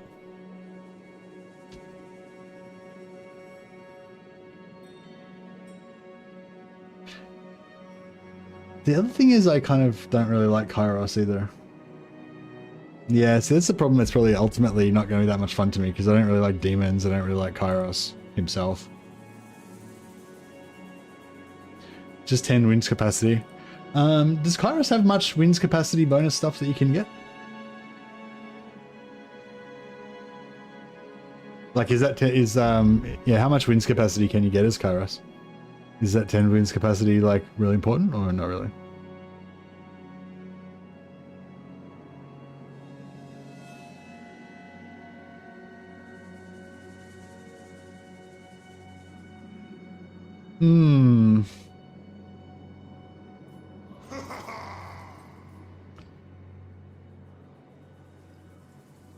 Well, yeah, I think we might have killed our but see, we've got like so many people here right now wanting to see Karl Franz, so like I'm torn.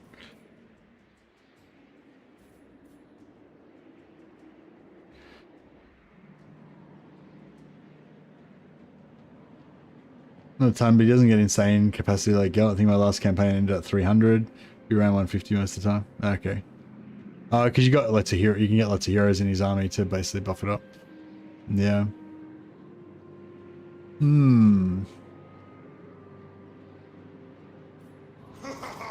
All right. Sorry, guys. Fucking blame Anthony, but I feel like. And sorry, Anthony. I'm just joking. Obviously, I'm really happy that you shared that with me. Sorry, I was getting a bit cranky earlier, but yeah.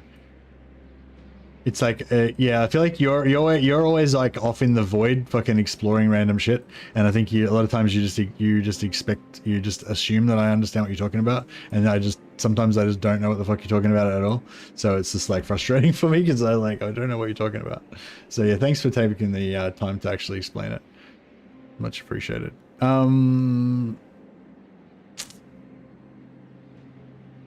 That's all right. Now, I mean, I've been wanting to do a Kairos. I've been wanting to do another Kairos campaign for a while. Well, what I want to do is my like kind of ultimate Kairos the Emperor campaign. But before I can do that, I have to figure out how to do said campaign. So we need to do some sciencing. Unfortunately, sciencing is not as fun as playing, but maybe we can do a bit of both.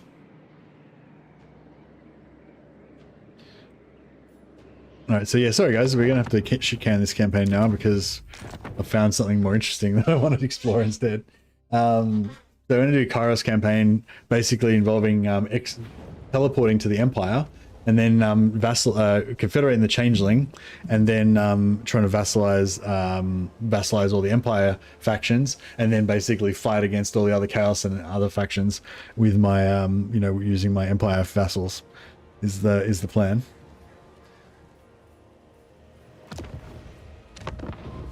Summon the Elector Counts. As I So yeah, I just need to make a bit of a thumbnail. I am ready.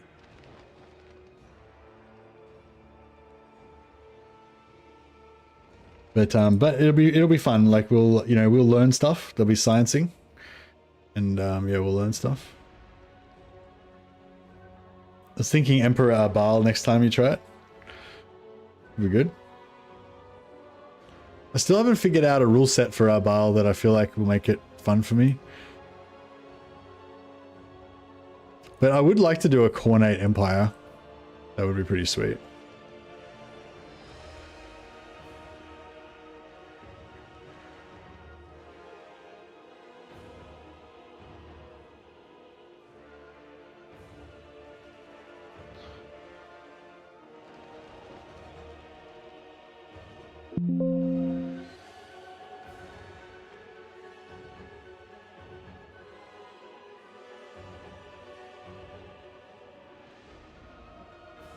Give me a second.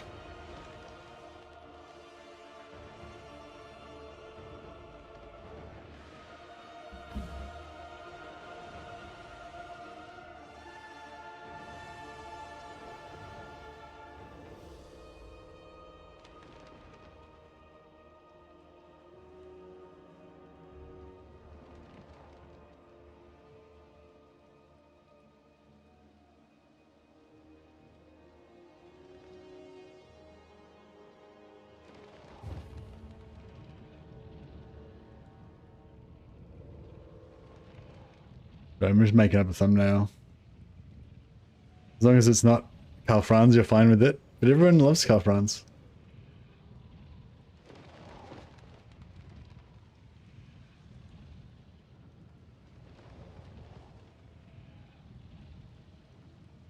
Everybody loves Karl Franz.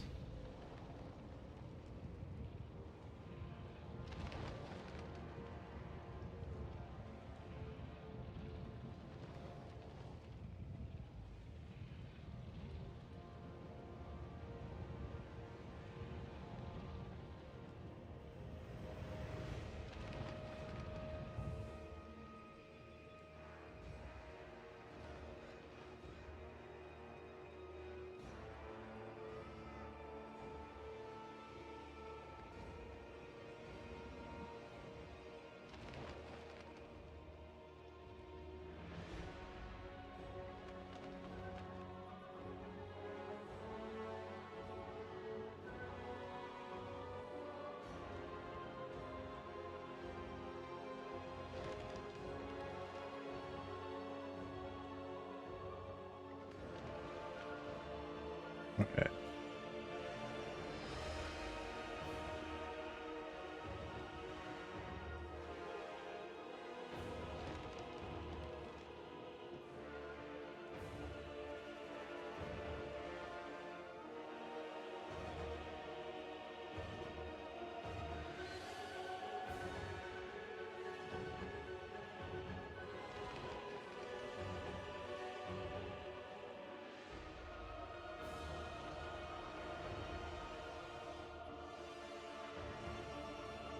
Alright, let's get some more Kairos science happening.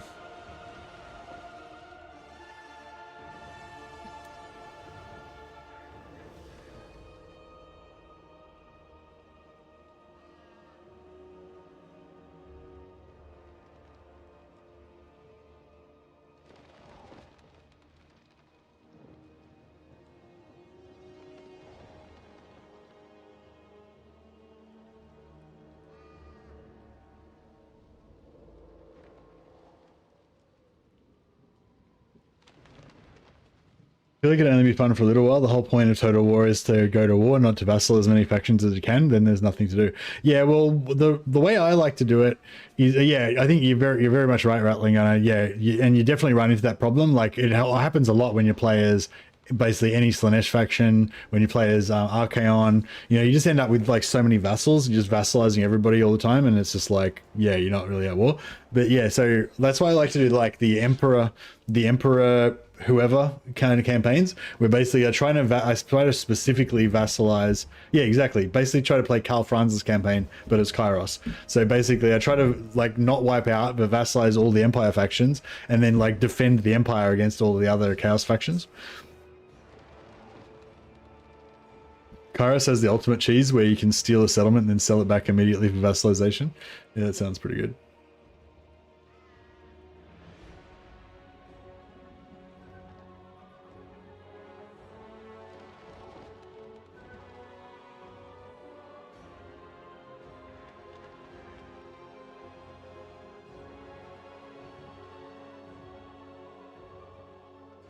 I only vassalize Karl personally. I don't like minor faction vassals.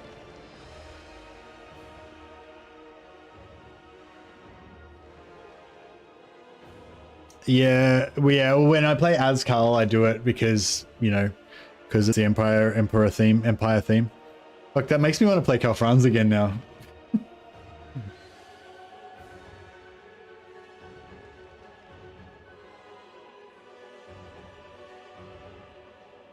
Coolness ranks: number 1, Thankful; number 2, Gotrek; number 3, Karl Franz. Paris is a nerd. That's true. He's a nerd. All right.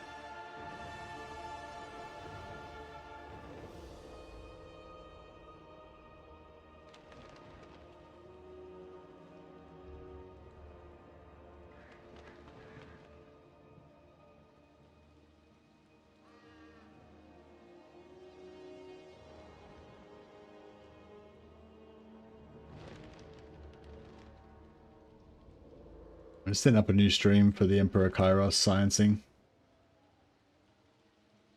But yeah, I'm kind of fascinated with the idea of playing Chaos, but like vassalizing the Empire, sorry, and having like a kind of Chaos Empire. I think that's a really cool idea. But yeah, part of the ultimate, well, yeah, maybe we should talk about it once we get in there. Yeah.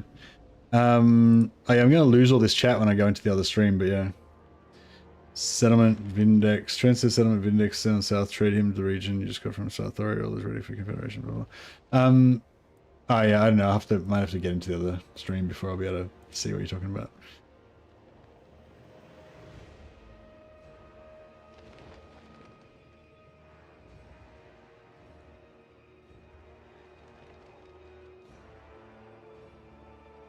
But yeah, maybe we can do like a crappy version of it today, and then maybe we can do some new versions. Well, maybe we'll probably do a few restarts today, and then maybe do a few other versions over the next week or two.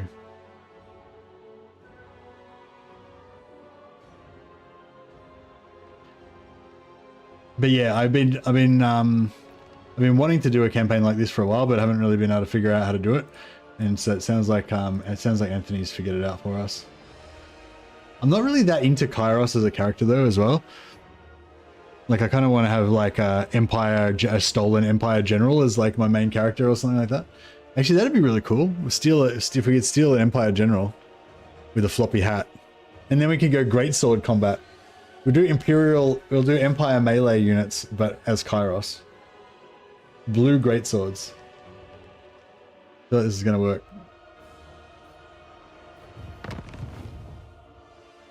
All right, cool. So we'll start a new campaign.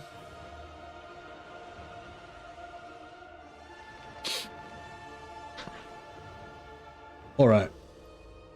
So, yeah. So basically, I want to try to do like an ultimate Kairos campaign for myself, but also to share with you guys. And but had this ambition for a while. But basically, Kairos has got a teleport mechanic that you can do straight away. You can do it on turn 1, and then teleport over the end turn to the Empire. So Kairos starts off down here, but he starts off with a cult right here in Montfort, and you can just straight away build the teleporter there, and then teleport up here, and then be in the Empire. And so that's given me the idea that I wanted to become like you know, a Zeech empire, but vassalize all the empire factions. But yeah, couldn't quite figure out how to do it in a satisfactory way. And a key part of that would be confederating the changeling, because the changeling's got all this cool stuff about using like to use allied to give you bonuses to allied recruitment units and stuff. So that works really well with the vassalizing things. You have like empire units that are buffed as part of your changeling army and stuff like that. So that's kind of the theme. Basically, play Kairos, confederate changeling, teleport to the empire, forget about the southern realms, get rid of that crap, and just make the empire your empire as the changeling, basically. So that's kind of the goal.